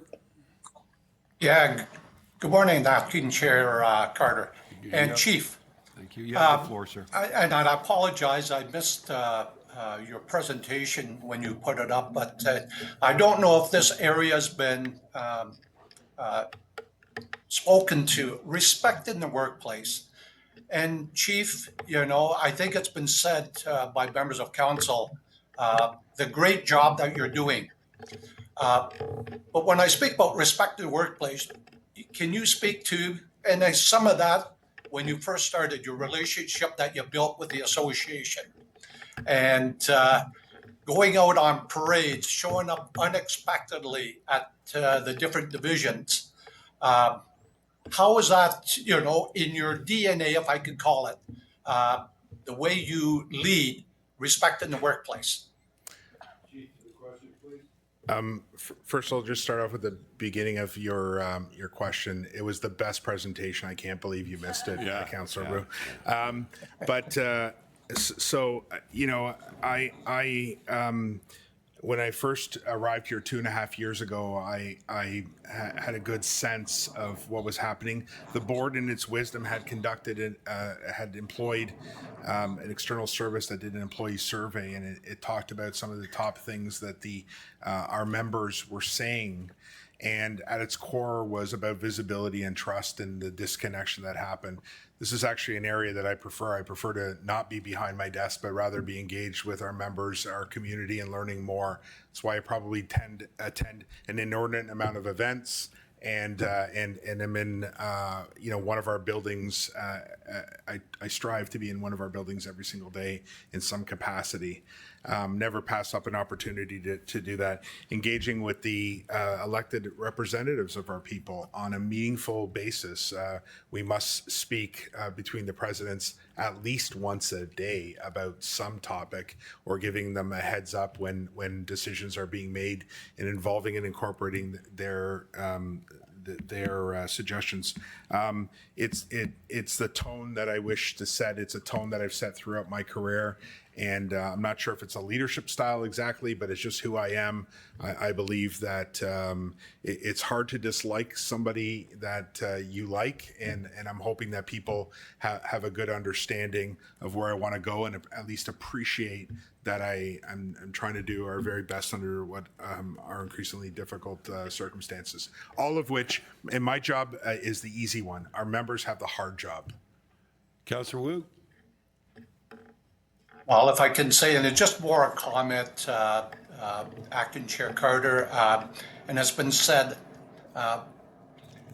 we had a new board. First, if you want to say duty that we had to do was choose a new chief, looking at the modernization and transformation of the Durham Regional Police Service. And I can say probably on behalf of the board members, we made the right choice. So thank you very much, Chief, for all you do and for the service. Thank you. Thank you very much, Councillor Wu. Moving on to Mayor Job. Mayor Job, good morning. How are you, sir? Good morning, Acting Chair. Very good, thank you. And how are you doing? I'm doing fine. You have the floor, sir. Thank you. You're doing a great job, by the way. To you, Chief, just a comment.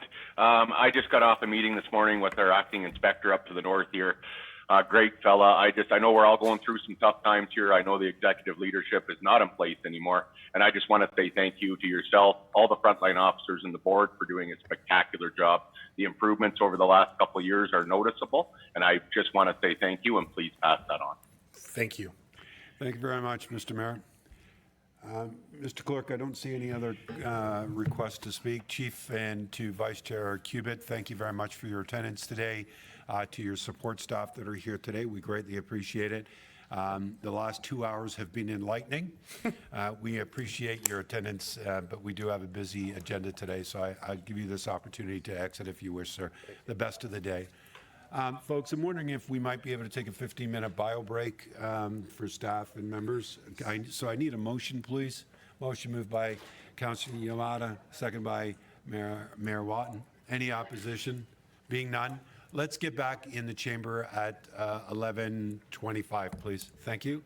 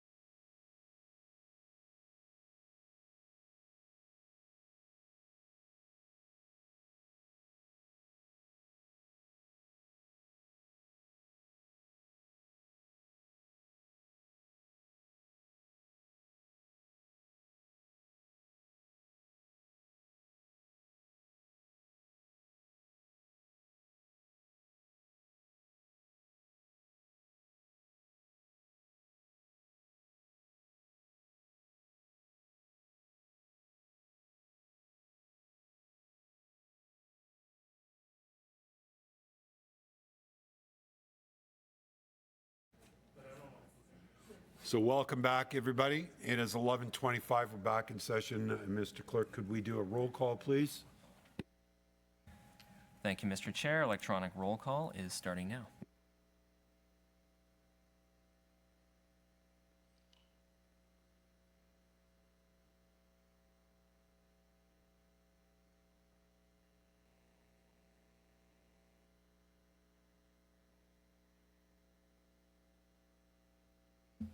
We have quorum. Thank you.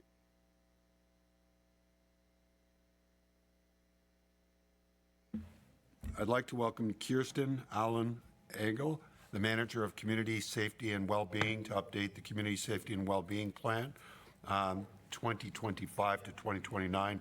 It's also item 2025 COW 35. Good morning. How are you this morning?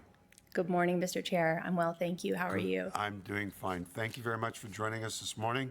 You have the floor, and I'll stand aside. Thank you. Good morning, members of council, Mr. Chair. My name is Kirsten Allure Engel. I'm the Manager of Community Safety and Wellbeing.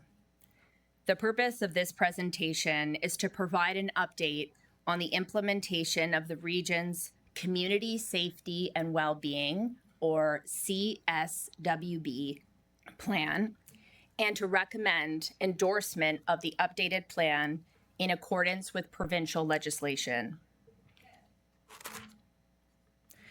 The province mandated communities to develop CSWB plans.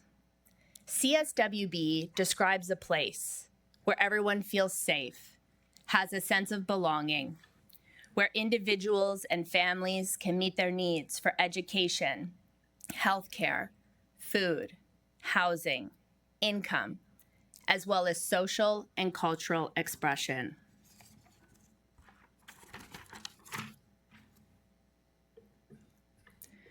Regional Council adopted the first CSWB plan in 2021.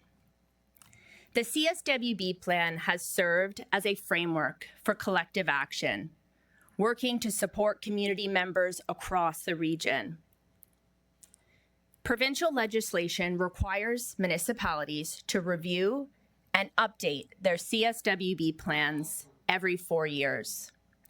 The updated plan is in response to this requirement. During the review process of the existing plan, it was confirmed that the original risk factors remain critical.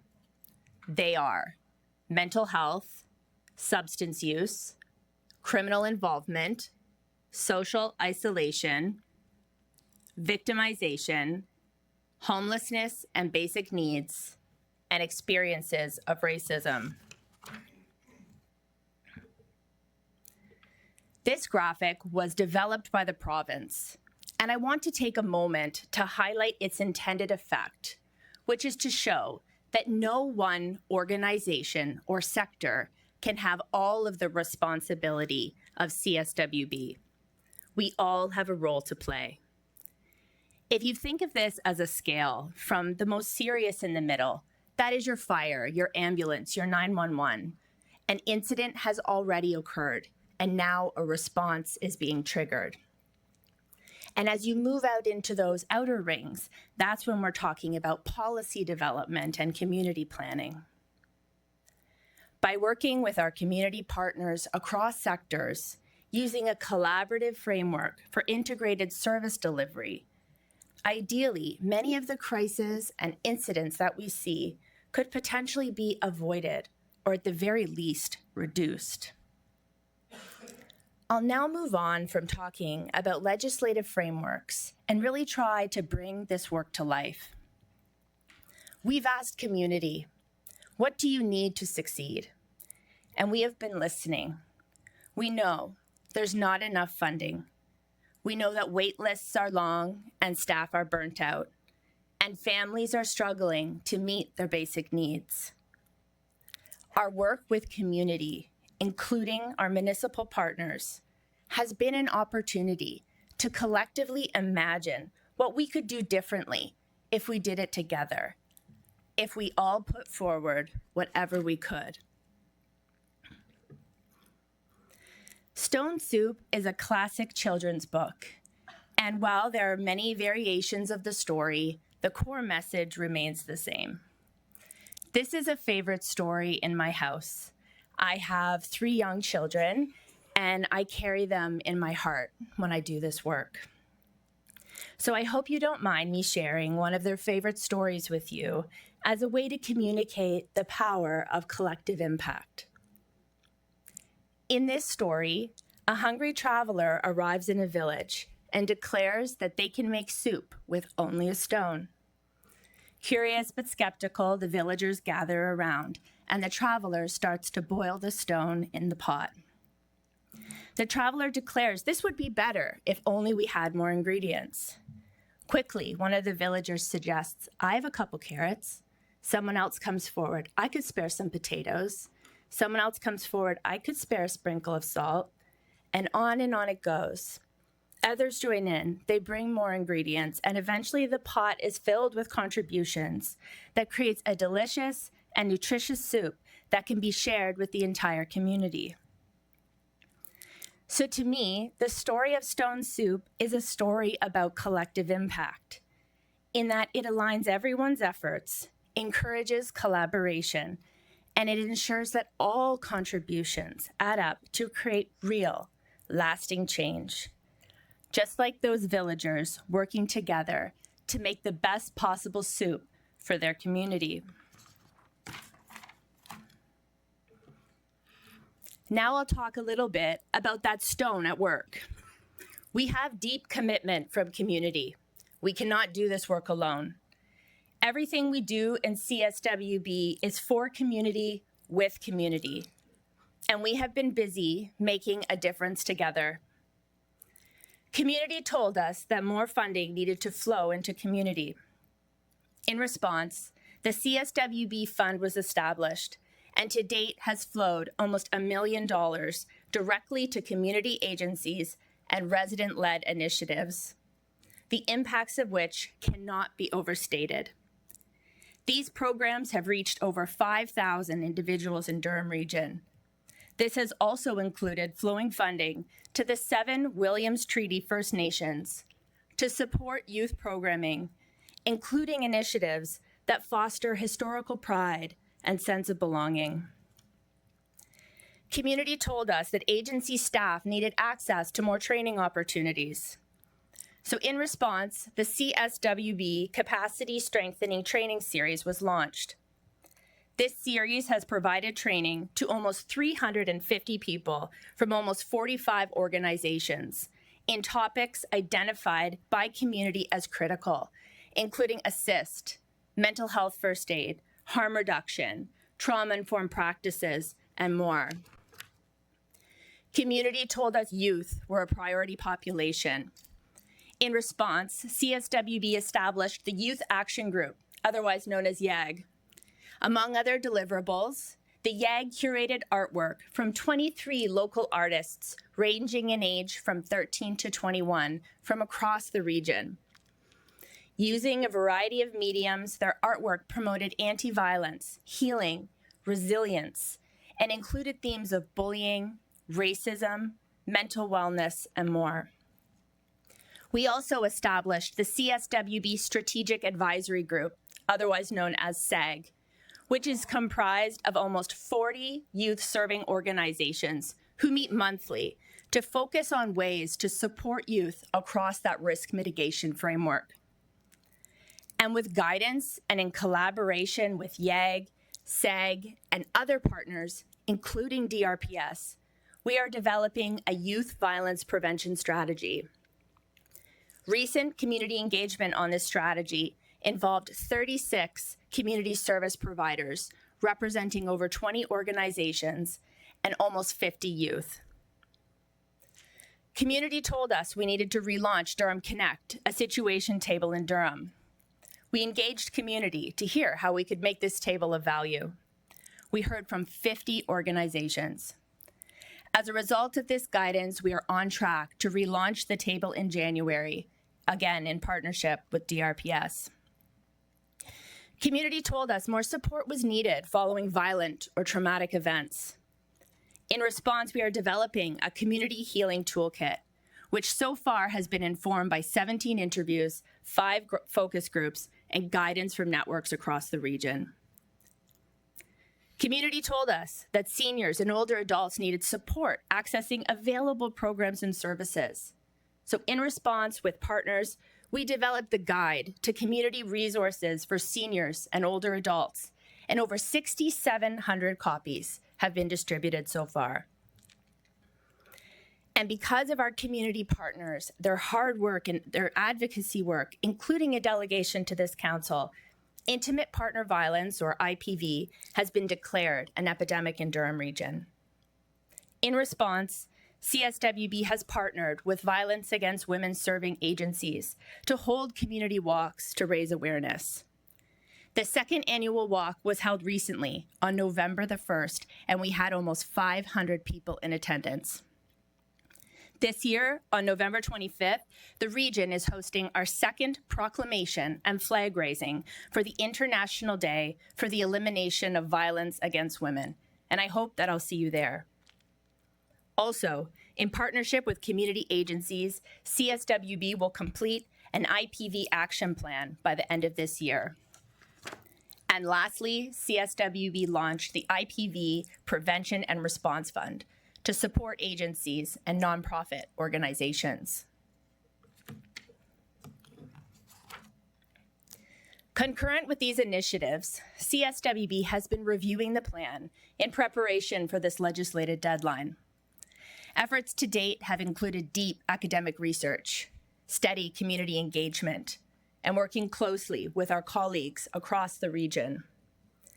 In September and October of 2025, almost 300 people attended 7 different workshops with a shared goal to collaboratively develop plans for where we want to go and how we want to get there. The updated CSWB plan builds on the foundation that we have been developing and includes a new component, roadmaps for collective impact. These provide an implementation framework to be advanced collaboratively with community-serving organizations such as police, healthcare, education, child welfare, housing, and more. We have big work to do. We all know this. The approach is intended to bring the right people to the table and invite them to bring whatever they can so that we can start to make our version of Stone Soup. Collaboration is also strategic.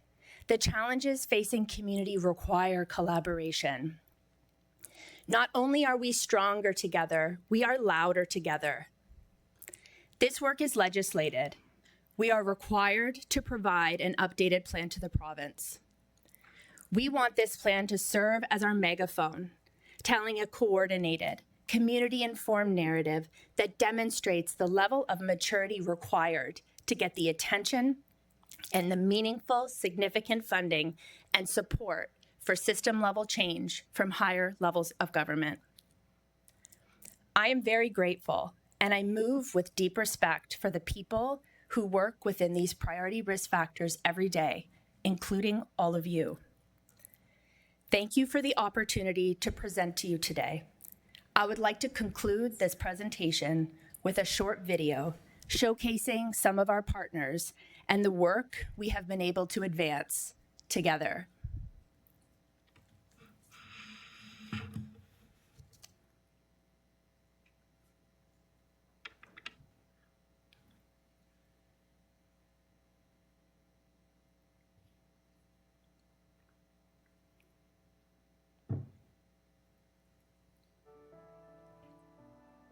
Regional Council adopted the CSWB plan in 2021. The intersecting risk factors identified in the plan are mental health, substance use, criminal involvement, social isolation, victimization, homelessness and basic needs, and experiences of racism. We know that protective factors in a person's life help prevent criminal involvement. These may include equitable and sufficient access to community services, supports, programming, opportunities and employment, family support, adequate and appropriate physical and mental health care, positive relationships with mentors and peers, equitable and culturally appropriate service in schools, healthcare, police, and justice systems. Every day, our members work alongside local partners, educators, health professionals, and social service agencies to support residents and strengthen community safety and well-being. We know true safety and well-being goes beyond policing. It's about compassion, connection, and making sure people get the right help at the right time. At DRPS, we're proud to work together with our partners to build a community where everyone can feel safe, supported, and cared for. It makes a profound difference when community organizations, local government, and residents work together under a shared plan for community and safety well-being. When we all share this responsibility, we bring together a wide range of skills, expertise, and knowledge that no one single group has on its own. The collective approach allows us to proactively reduce risks and make sure vulnerable youth do not fall through the cracks. It also reduces recidivism, strengthens trust between young people, community partners, and institutions, and increase overall safety and well-being. For justice-involved youth, whom we deal with daily, these supports create pathways away from cycles of conflicts with law enforcement and towards positive contributions to society. It's a more holistic approach to working with young people. I think when we create a society that invests in young people, we really see the value of our own community and the future. Young people who are excited, who are connected to their communities, have just better outcomes. They're able to sustain jobs, they're able to start their own families, and so by investing in young people, we see a huge ripple effect within our community. It is very much so important to start early prevention and intervention for young people so that we can create a solid foundation for them. When we introduce young people to their roots, especially in our community, they feel rooted, just like a tree that has strong roots. Looking ahead, we will continue to raise awareness of community risk factors, build coordinated action plans with our partners, and deepen engagement with diverse communities. Together, we will strengthen capacity, share best practices, and advance integrated community-led solutions. Thank you for taking the time to learn more about CSWB. We look forward to continuing to work together to foster a strong and inclusive region.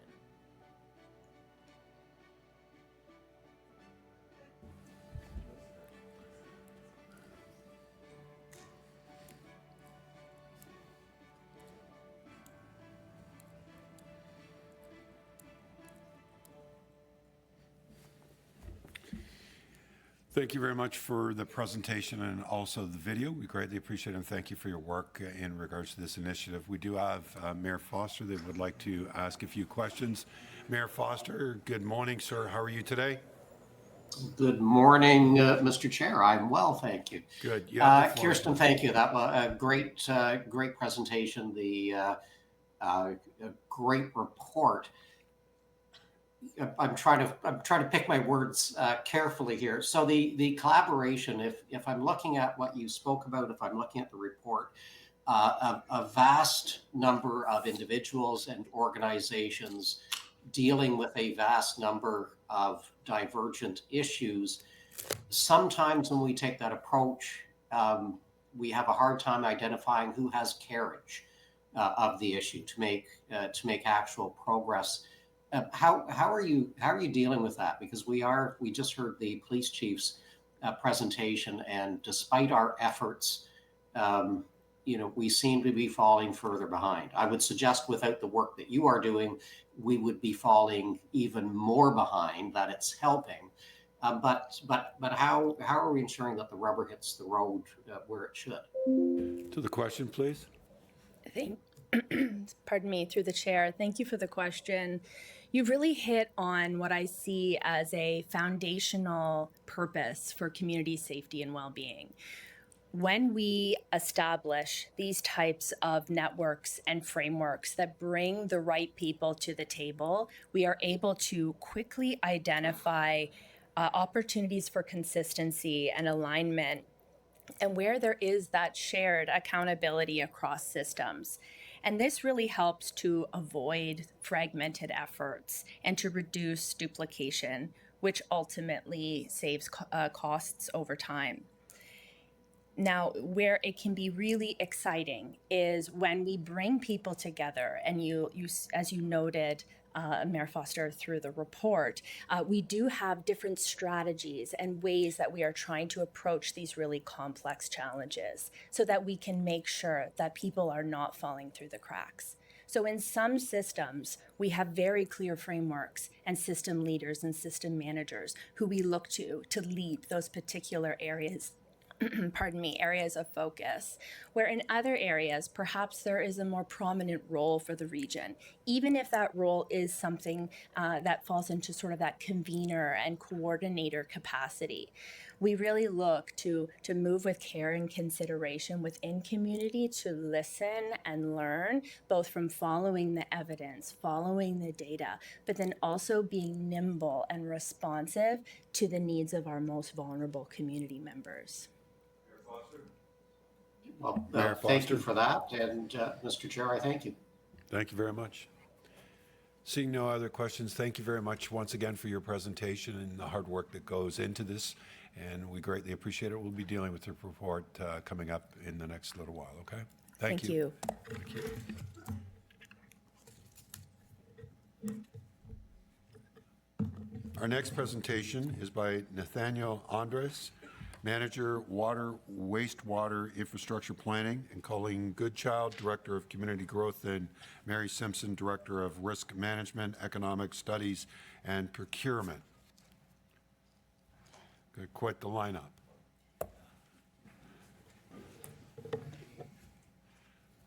Just wait for the presentation slides. Okay.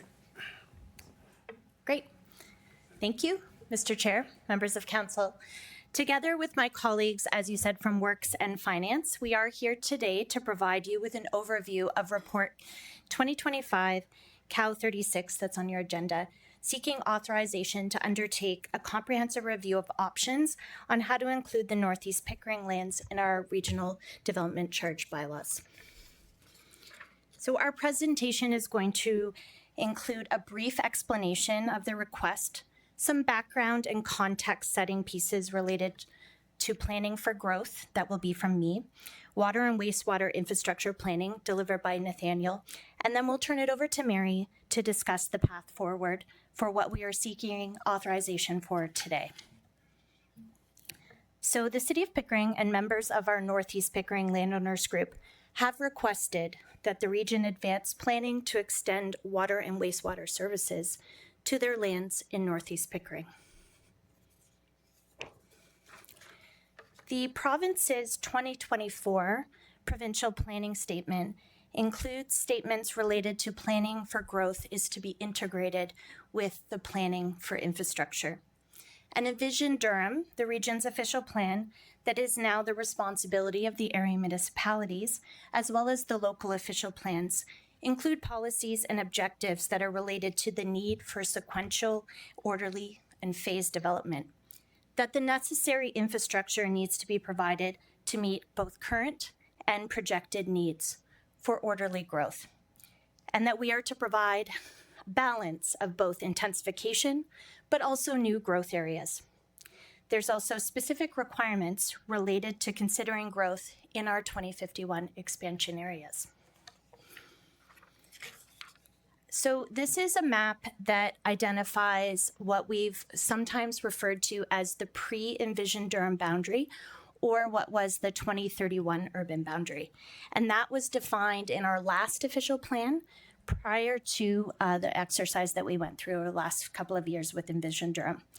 And I've highlighted here for you some of the secondary plans that are both underway as studies, but also where we're seeing some of the growth occurring. We have Seton in Pickering on the most west part of the map, and then the Brooklyn expansion in Whitby, and Columbus and both Kedron as well in North Oshawa. And then we also have several ongoing plans in Clarington, including our major transit station areas, downtowns, but also greenfield development in their 3 urban areas of Curtis, Bowmanville, and Newcastle. So I'm now going to turn it over to Nathaniel to provide some context on the water and wastewater planning that supports growth as well as the future growth areas.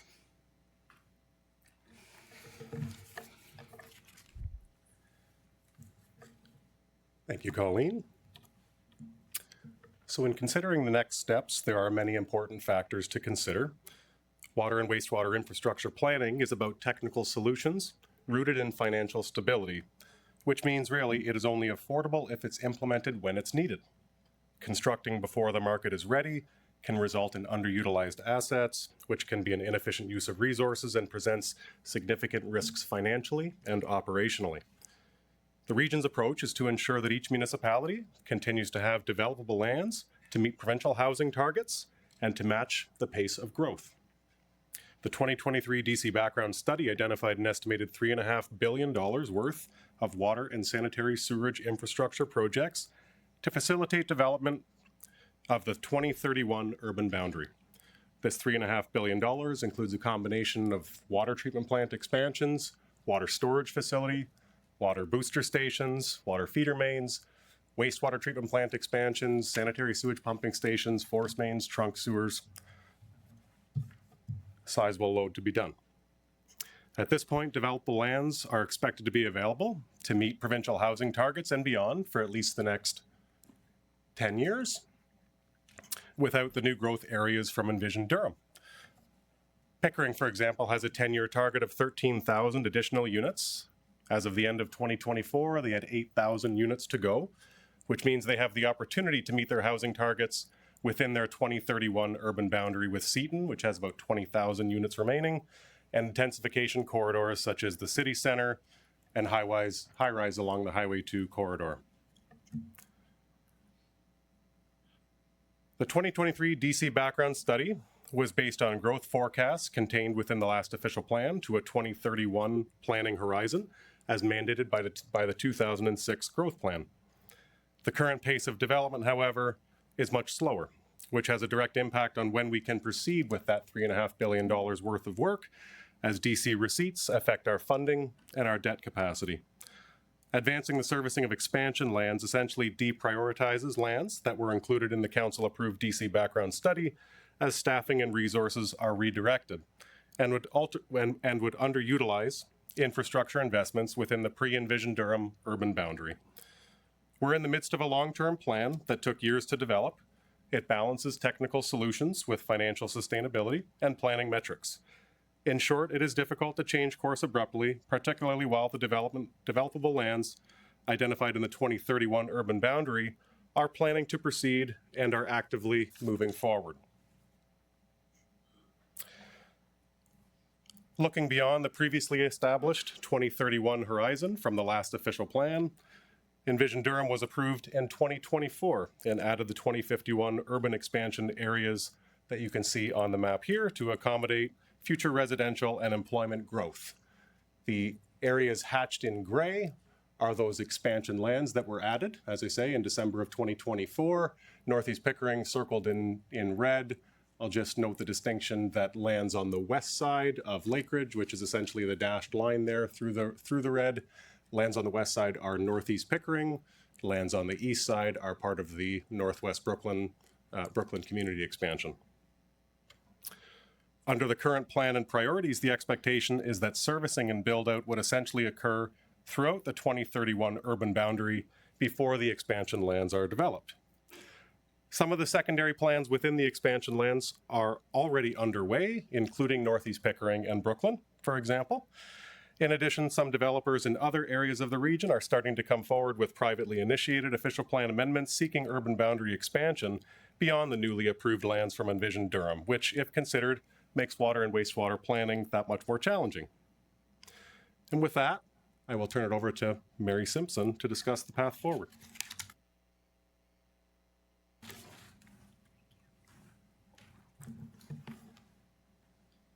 Good morning. So, given that we have heard that the housing targets set by the province can be met within the 2031 urban boundary, and given that we know that water and sewer infrastructure planning is complex, time consuming, sometimes taking upwards of 10 years to bring a plant into production, and requires massive amounts of financial investment, we do need a long-term planning for horizon to ensure an efficient and a financially sustainable water and sewer system. This long-term process is actually acknowledged by the direction in the Development Charges Act, which requires council to approve both a long-term growth forecast and servicing plans with public consultation as part of the creation of a development charge bylaw. In addition, as part of the settlement negotiations of the 2023 region-wide DC bylaw appeal, the region committed to updating and replacing the bylaw earlier than would have otherwise been required. To balance this commitment and the request from the Northeast Pickering Landowners Group to advance consideration of Northeast Pickering, staff are recommending the following. Firstly, just as a bit of a background, the region's development charge bylaws, which cover the general area of the region, include the one in numbers 42, 2003 for the core services, along with the regional transit. They are based on the previous official plan and do not include the new growth areas approved in Envision Durham, such as Northeast Pickering. To enable the development of new lands, including the Northeast Pickering Landowners Group development, the region would need to update its development charge bylaws to include those new lands and the related capital needs, which also involves the development of the necessary servicing plans. To updating the development charge bylaws will enable the region to then consider financial arrangements, including potentially front-ending agreements. However, I do wish to emphasize that front-ending agreements are essentially loans. They are loans from the developers to the region to enable the building of infrastructure, which must be repaid by cash or more commonly through development charge credits. That is the approach that the region used in the arrangements that were struck with the Seton landowners, and there remain approximately $300 million in development charge credits owing to the Seton landowners for the development of their land, which they can only access through development on those parcels. There are three potential ways to integrate Northeast Pickering into the development charge bylaws. One would be to amend the existing bylaw to include the lands, including the servicing costs, the employment, and population growth. The second would be to establish a Northeast Pickering site-specific, area-specific development charge bylaw for the water and sewer services, and then make the amendments to the regional bylaws for the remaining services, such as roads, transit, and police. That's the model that was used in the development of Seton. Or third, move forward with the development of the new DC background study and associated bylaw to incorporate all of the new growth areas approved through Envision Durham.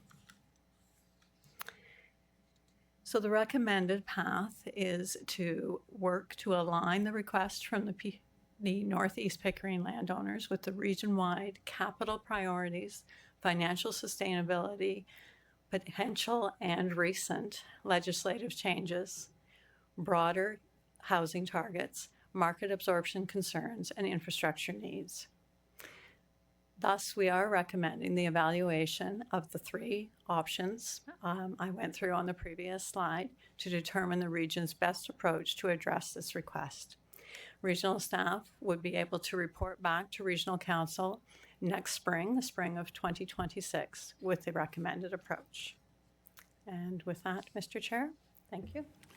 Thank you very much, Ms. Simpson. Greatly appreciate it. Questions to the presentation first. Mayor Roy, good morning, or no, good after, almost noon.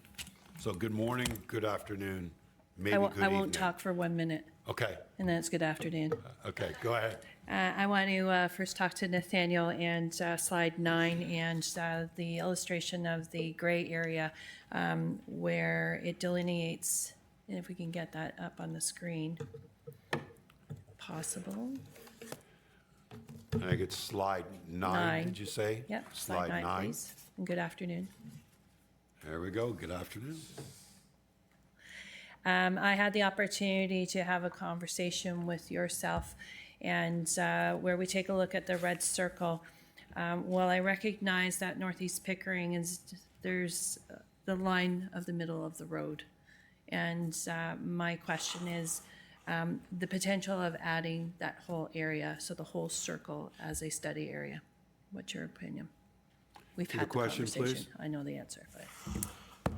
Yeah, through the chair, the question about adding some additional lands into the study probably moves us toward the third option, which is to look at it from the region-wide lens as opposed to looking at this assessment from the NEP-specific approach. Okay, and I Mayor Roy? appreciate the answer because I just want to give a little focus that some of these lands within this area are the designated hospital lands, and I think it's a priority. So thank you very much. Great. Thank you very much. Good afternoon to Mayor Foster. Mayor Foster, you have the floor. Thank you ever so much. Mary, the comment, and it's highlighted in the report as well, that this study would not include other areas approved in Envision Durham, and and it is referenced in the report too. My concern with this is, are we taking the expansion areas that were approved, and will this study possibly move Northeast Pickering and parts of Whitby forward to the detriment of the landowners in Oshawa and Clarington? Ms. Simpson, to the question, please. Thank you. Through the chair. The proposal that regional staff are making in this report is to consider all three options. So we would come back in the spring with essentially a work plan that would describe the process required and the implications if we were only to study adding Northeast Pickering, and compare that to the advantages and timeline for doing the region-wide approach. So what is before you today is a recommendation that we undertake essentially the pre-work that we were going to have to do the regional development charge update and report back on these three options in the spring. Mayor Foster? Right, and I'm looking again, this is the report, not the presentation. My apologies, Mr. Chair, but I'll be quiet during the report part, I think, was that, advancing this may conflict with the region's commitment. So thank you, Mr. Chair. Thank you, Mary. Thank you very much, Mr. Mayor. Greatly appreciate it. Councillor Pettengawa, good afternoon. You have the floor. Good afternoon. Thank you, and through you to the presenters. When you mentioned that advancing the servicing expansion lands would deprioritize lands which were included in the council-approved DC background study and underutilize the infrastructure investments expended within the 2031 urban boundary, would you please talk a little bit more about what that would look like and how, for instance, it might affect Brock Township and other municipalities? Thank you. Sure. The question, please.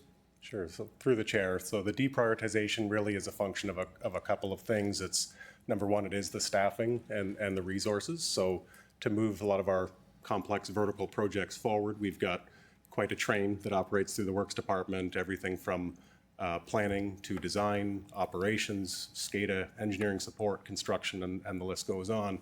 So to move to other areas and focus on new expansion areas causes us to pause, divert those staff members to these other projects and potentially slow then the projects that were already underway within previously existing growth areas. And then in terms of the underutilization, essentially we're talking about moving in advance of waiting for the full build out of serviced areas. So perhaps you have a sanitary sewer, for example, that's at 30-40% capacity, lots more to go. More developable land is still available. By underutilizing those assets, you're not collecting the DC receipts that then pay it forward to future projects that support growth in other areas. Councillor, to the Yes, thank you very much. And through you, this report aims to address the request, but it also, I get a sort of a mixed feeling that overall, because of the, with potential premature infrastructure and the cost and the difficulty, an option would be to not go ahead with connecting the Northeast Pickering to the DC study at this time. And if this proposal didn't go ahead and was denied, what would be the course of action? How would staff proceed? To the question, please. Thank you, through the chair. That is in fact why we have recommended that we would consider all three options that we have presented. We have already, we the region, have already committed to doing a new development charge background study. The companion reports on today's agenda to speak to some of those changes that we are anticipating to get new regulations on. And so we've been holding on doing that work until we have greater certainty from the province on what the new development charge regime is going to look at. But for the purposes of your question, we do need to do a new regional development charge bylaw, and that will be based on something that looks like Envision Durham. So that work will consider all of these new areas that will be added to 2051, as well as what we're recommending in this report is that we would then look at the other two options that we're being asked to consider to bring in the Northeast Pickering lands as kind of a one-off, but we would also keep under consideration and report back on the work that would be required to do the region-wide development charge bylaw. Councillor? Yes, thank you very much. I appreciate the answer. Thank you. Councillor Dyes, good afternoon. You have the floor.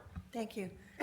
So just to unravel all of that, it's a lot of information. So you would push that one forward on those lands before you would do any of the others when you're doing this review? No, if I may, what we're proposing to do is to consider that as the first two options that have been presented, but bring in a third option, which is to consider bringing in all of the new lands. So the motion before you today is to authorize us to do the work to consider the two options which move Northeast Pickering in, along with a third option, which would bring all of the expansion lands out to 2051 into a new regional development charge bylaw. Thank you. So when considering these lands, are we still considering, because they're on the headwaters, because there were concerns regarding, problems with stormwater management down to the south of that, and there were promises made that there would be infrastructure put in place to mitigate all of that. Would that still happen as well? Is that part of reviewing that area? Because it's very special and very sensitive area. Thank you. Through the chair, this motion, as Mary said before you, is more about the mechanics of how you would consider in a development charge bylaw. But separate from that, the City of Pickering is going through their secondary planning exercise for Northeast Pickering. And there are a number of requirements through that process to address some of the concerns that you had related to stormwater management, environmental heritage protection, and whatnot. So those are kind of the detailed planning process, but then this would be how to pay for the infrastructure. Councillor? Thank you for that, and I understand that, but I think for the public, it's very important that that has to be discussed right from the get-go as well, because it is a huge concern, and if that's not understood, there's going to be, a lot of opposition to what we're doing here. So I thank you for your answers. Appreciate it. Thank you very much, Councillor. Good afternoon, Councillor Brenner. You have the floor, sir. Thank you very much again, Mr. Acting Chair. Through you to our presenters, and I too have a couple of questions regarding the Northeast Pickering component, and I understand that this is really more the dynamics in terms of moving forward with assessing with the new development charges bylaw with the different options. I am curious, however, when you were talking about Northeast Pickering and you were talking about build out up to 2051, will the work that you're looking at doing tell us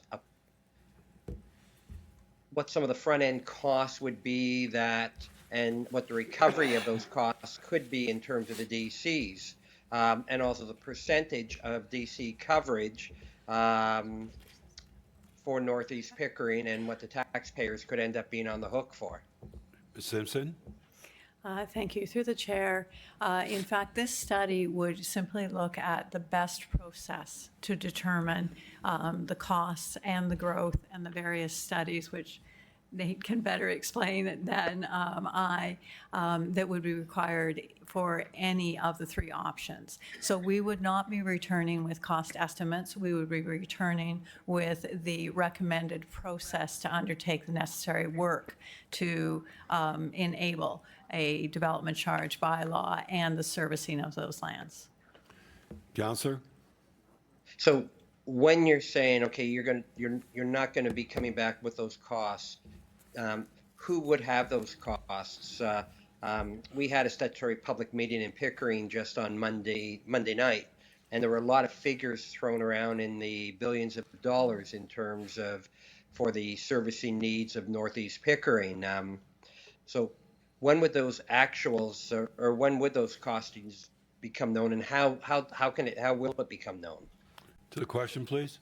So through the chair, the projects themselves and the costs associated with the projects will be worked out through the next development charge background study once we get there. So the first step to be taken here is the assessment, looking at these three options of the lands to be included. And then once we know what lands are going to be included in the next DC background study, we can look to what is being prepared as our master servicing plan, work that into the DC background study, which puts the numbers that you're talking about, the cost to the projects themselves. Counselor? While that work is going on, and thank you, excellent answer and very easy to understand, I think, for not just myself, but also for the members of the public. As the city of Pickering is dealing with the new secondary plan, and I'm going to assume on our own DC components, will there be some coordination between the work you're doing so that the city of Pickering is in sync in terms of timing? To the question, please. So through the chair, absolutely. I mean, first and foremost, the consultation process that was suggested through the report includes consultation not only with the development industry, but with local area municipalities, and most certainly the city of Pickering would be included in that consultation. Counselor? No, excellent. Thank you, Mr. Acting Chair, and thank you very much for the clarity of your responses. Again, I really appreciate, and I'm sure that the many people who have concerns about Northeast Pickering also appreciate your response. Thank you. Thank you, Counselor. Moving to Counselor Kerr. Good afternoon, Counselor Kerr. You have the floor, sir. Thank you, Chair. Just two questions. If there's consideration for number 3, which was to bring all the developable lands into one bylaw change at that time, what's your projected timeline to achieve that state? How long will it take to bring everything into the one bylaw? To the question, please.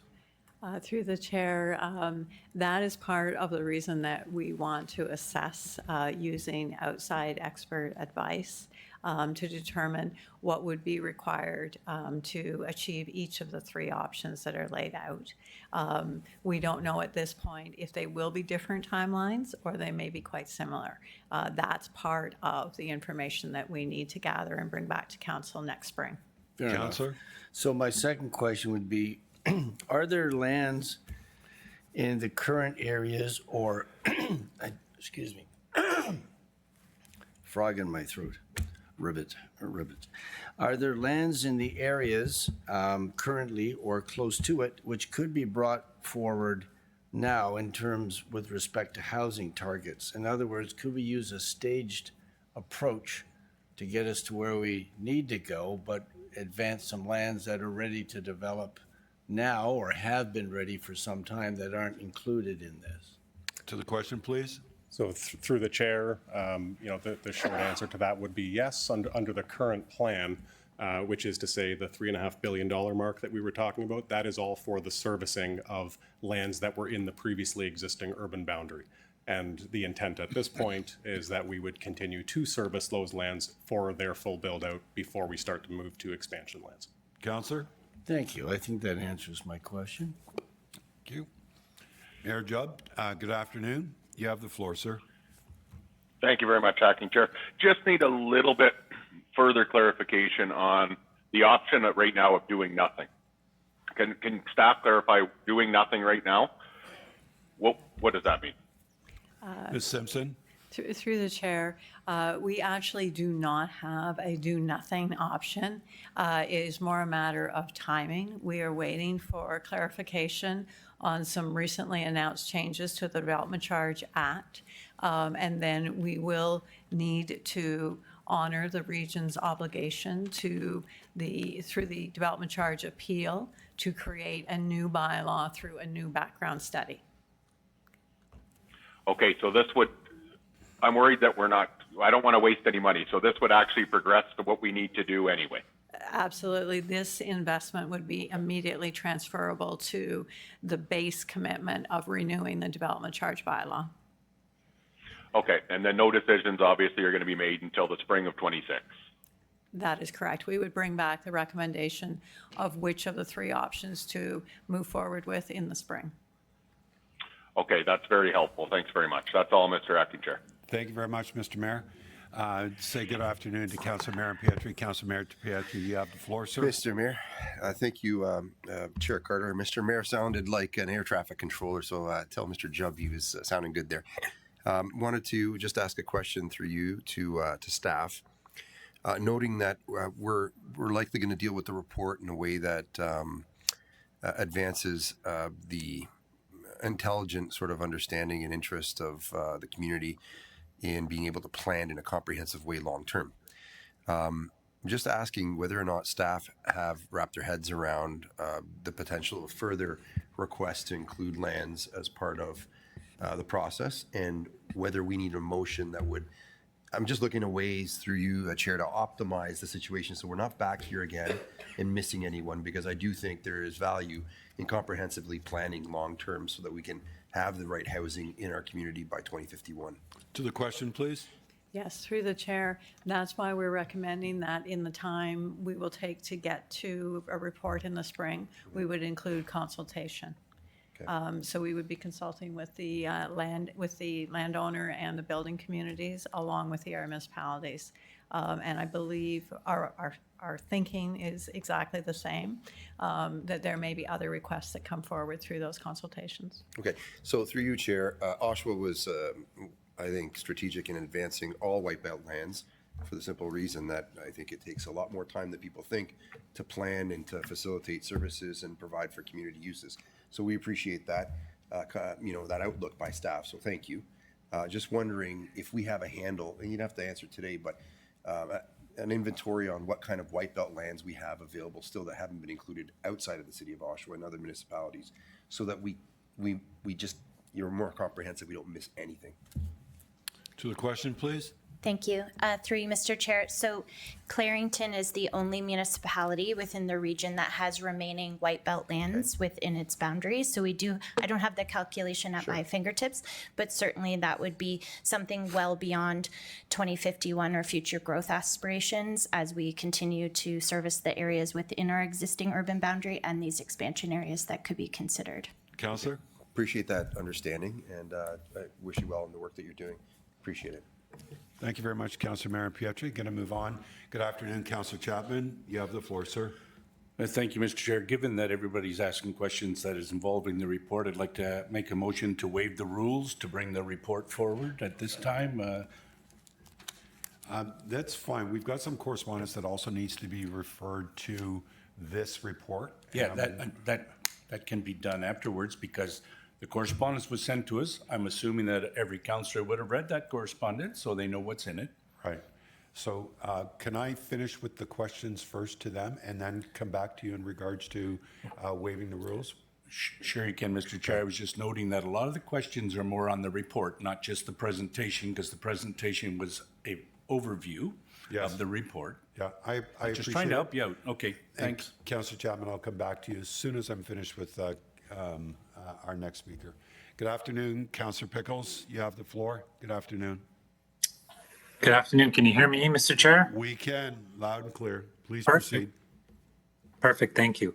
I appreciate some of the questions that were asked by my fellow colleagues, including Councillor Brenner. So I might overlap them a little bit. But one, I just wanted to get a little bit of context and get some opinion from staff on this. But I think a lot of people who have raised concerns or comments about this process and about Northeast Pickering aren't aware that there's a provincial context of growth in communities and growth in the GTA. Targets are set, direction are given to municipalities to plan for a certain amount of growth within a certain time frame. Can you speak to how our planning that's taken place and that will take place sits in with the context of provincial direction and provincial requirements that we engage this sort of planning and the context of the housing need? I wonder if you can speak to that. To the question, please. Thank you. Through you, Mr. Chair. So our role in this was the adoption and then subsequent approval of Envision Durham, the region's official plan by the province last year, prior to Bill 23. And the 2051 expansion areas are one of many opportunities to be able to provide for housing and employment growth across the region. We have our areas that were already in our urban boundary that were greenfield, and there are opportunities for intensification, like the Pickering City Center, Oshawa Downtown, our major transit station areas and whatnot. So a combination of all of these, it allows you to have a range of housing options, housing tenure, choice, and opportunities for housing growth. Councillor Hopefully that Pickles. helps. Thank you. And I think I saw in your presentation the word balanced, and you just spoke to there's some proposed green space development, and some people don't like that. Some people do. There's some planned intensification in the urban areas, and some people like that, and some people don't. And there's some people who don't like either. But again, this plan and the work we're doing is based on sort of the balanced model of some lower density green space growth and some higher density intensification growth. To the question, I think. Thank you, Mr. Chair. Through you, I believe I understand, Councillor Pickles, what you're getting at in terms of the idea that the provincial planning statement and provincial policy, like the repealed growth plan in its past as well, talked about that balance and having that opportunity. It's more about now how long it will take to develop out these areas. And those are some of those decisions that we would be making based on how the market is doing, the cost of infrastructure, the ability for us to provide services both at the local level and the regional level. Thank you. Councillor? Okay. Thank you. My final question, and I believe Councillor Brenner sort of touched on it as well, but we hear, as members of council, we hear, well, what's the cost? What's the sequencing? What does this mean? How much is everything? And some of our answers up to this point in time are, well, that's work that's to be further done. We don't have the answers to those questions. We'd have to do further work to be able to answer some of those questions. So this is some of the further work then that we're doing in order to determine the cost of infrastructure, what development charges may look like, what the sequencing of infrastructure may be. This work that we're looking at here today is part of getting the answers to those questions. And you know, it's a bit of a process and there's various steps, but this is one of the steps that we take en route to getting that information. You're absolutely correct. Yes, thank you, Mr. Chair. Yeah, you're absolutely correct. Thank you, Councillor. Oh, okay. So thank you, Councillor. I did have one more. Mr. Chair, I did have one more question. All right. I just wonder if staff could speak to that there will be continuing opportunities. I think staff spoke to continuing opportunities and consultations with municipalities and with developers and builders, but there's also ample opportunities for residents, for Indigenous and First Nations and others to access information and provide comments and input as we move along at various points. Ms. Simpson, to the question, please. Through the chair, we're going to do a two-part answer if you Yes, would please. permit us. Yeah. This part of the pre-work, as Councillor Pickles has correctly identified, was focused on the administrative process. So we were looking to consult with the area municipalities and the building industry, but I'm going to turn it to Colleen for the second part. Ms. Goodchild. Thank you. Through you, Mr. Chair. So, Councillor Prickles, as you know, in the conversation I had just recently with Councillor Dyes as well, related to the planning pieces and the implementation of the secondary plan, you had your statutory public meeting related to Northeast Pickering in particular over just a couple of days ago on Monday, and there would be that report coming back from your chief planner to the council. I guess early next year. I don't know if other Pickering Council members want to comment on that, but that would be the piece of where people get involved in the planning and development side of it. But then I guess in the future, when we get into our DC background study, we also have our statutory requirements for consultation. But of course, as Mary mentioned, our continued importance of consulting with the development community and area municipalities. Beautiful. Thank you. Councillor? Thank you, Mr. Chair, for letting me squeeze in one more question. Okay, Appreciate great. Have a good day. Councillor Chapman, can you press your request to speak, please? Councillor Chapman, I understand you want to move a motion. Sure, I'd like to alter waive the agenda? rules to amend the agenda to bring report 7.2, which is Cal 2036. And it's seconded forward at this time. Yeah. Seconded by Mayor Ash. Okay, we need 2/3, Mr. Clerk, just simple majority. Do we need to show hands, or do you want to record it? Show of hands. All in favor? Opposed? Carried. Okay, please. Mayor Ash, you're moving the report? Yes, I will move the report itself with the recommendation as outlined in staff report as option A. Right, and your seconder on it is Councillor Chapman. Thank you. Please proceed, sir. Can I have your request to speak? Please proceed. Thank you, Mr. Chair. I appreciate this and Councillor Chapman's indication to move this forward. I know I'm thinking Mayor Roy might have an amendment, but I'm not entirely sure if that's the case or not. I support this. If we're serious about building more homes, we have to get available lands in the queue.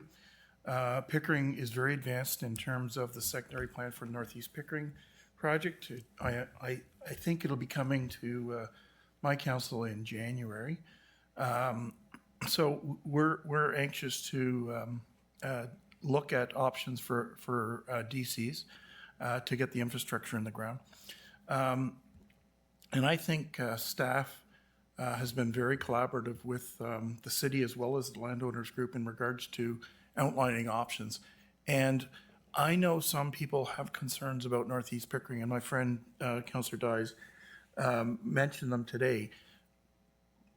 But that concern shouldn't negate the process of looking at options to pay for infrastructure.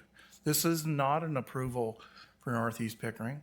It's not an approval of mitigation measures for concerns about stormwater or wastewater or flooding. This is a process to identify a work plan for DCs that are needed for the infrastructure that's required, not only in Northeast Pickering, but across our communities. So I support this recommendation.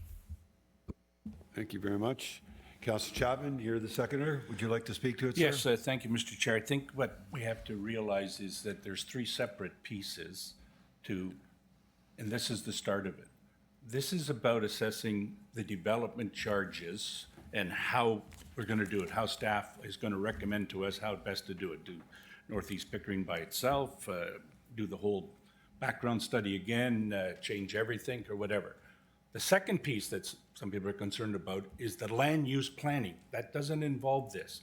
This is a development charge for how much is it going to cost for sewers that is going to go to a house or an apartment or whatever, water, transit, all those types of things. The second part is the land use approval itself, which in this case, it would start at Pickering, right, with comments from the region, because we would be involved with where the sewers are and all that sort of stuff.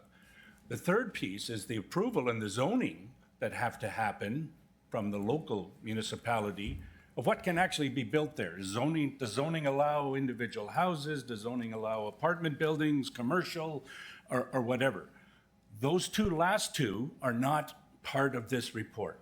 This report is the staff is going to go away. They're going to come back and say, we think the best thing to do is redo our whole background study, or to just carve out Northeast Pickering or whatever. And then they're going to bring it back to us in the spring with a presentation by the three amigos up here, right? And we're going to we're then going to make a decision on because I'm sure that they'll come back with some options, with a recommended option and some other ones that we always think of, because the staff do a very good job in those sorts of things. And then the decision will be made about development charges, only about development charges, not about the land use plan or what can be built where. Those are completely separate. So obviously, as the seconder, I support this. Let's let staff, they've got a report here. Here's the good recommendation. Let's let them get on with the work that's required to come back with an appropriate recommendation. Thank you. Thank you very much, Councillor Chapman. Mayor Roy, good afternoon. Good afternoon. I will be asking for an amendment just to, with the Northeast Pickering lands, that it be inclusive to Northeast Pickering lands and Northwest Whitby Brooklyn lands that was delineated. So by that's an 9. amendment that you'd like to bring forward at this time? Yes, please. Okay, do you have a seconder on I it? do have Mayor Ash. Mayor Ash is your seconder? Yeah. Do we have it, Mr. Clerk? Yep. Okay, can we show it, just so we can see it? Have we captured it accordingly based upon what's on screen? Yeah, and I will state that this has been done in conjunction with working with our staff as well Okay. too, to help to ensure that we have a proper approach and proper wording as to what this can, how we can work through this. Okay. Mayor Ash, do you want to speak to it at all? No? Seeing no other questions, anybody opposed? Seeing none on the amendment, on the main motion. On the main motion? Recorded vote on the main motion as amended, please, Mr. Clerk.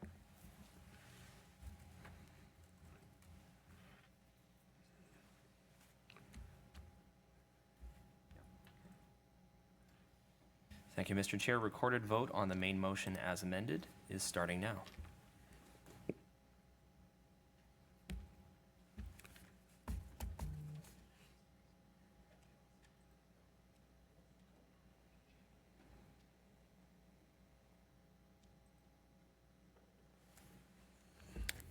Apparently it passed.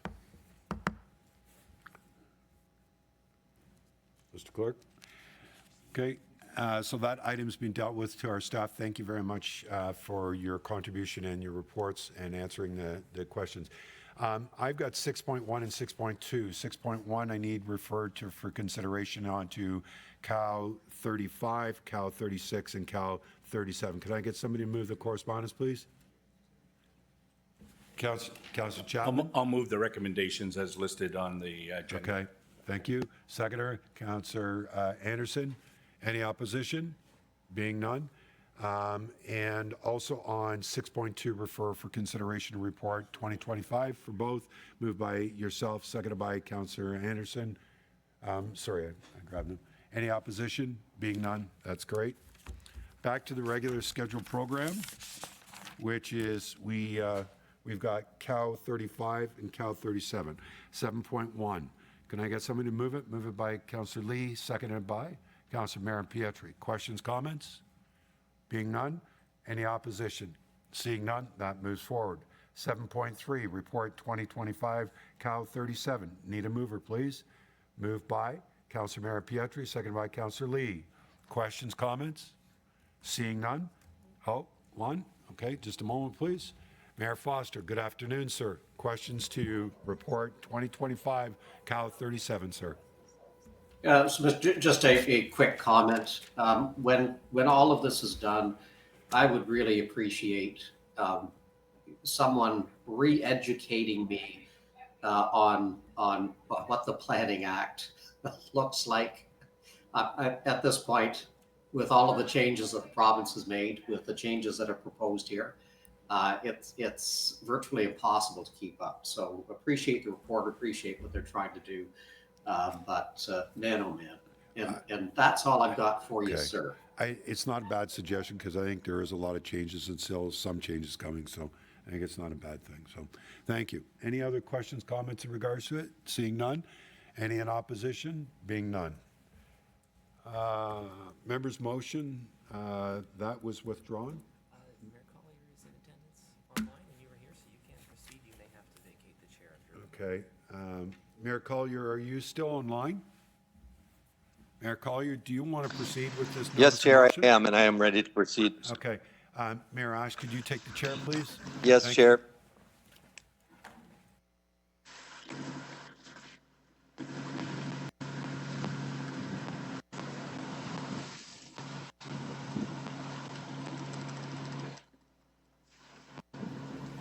Okay, there's a motion duly moved by Mayor Collier and second by Mayor Carter.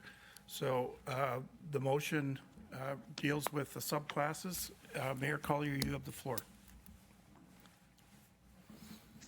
Thank you, Mayor Ash. I won't spend a lot of time on this. This is just looking at a different subclass for affordable housing the province has allowed.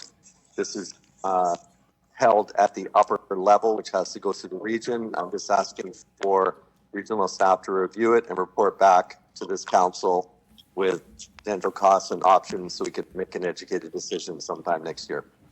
I'll leave it there and ask your support. Thank you. Thank you, Mayor.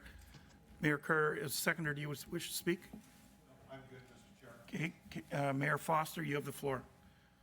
Thank you, Mr. Chair. Just as a note to members of committee and thanks to staff, Durham Region Nonprofit Housing has brought this up. Staff are working. It's a great motion, which I obviously will support.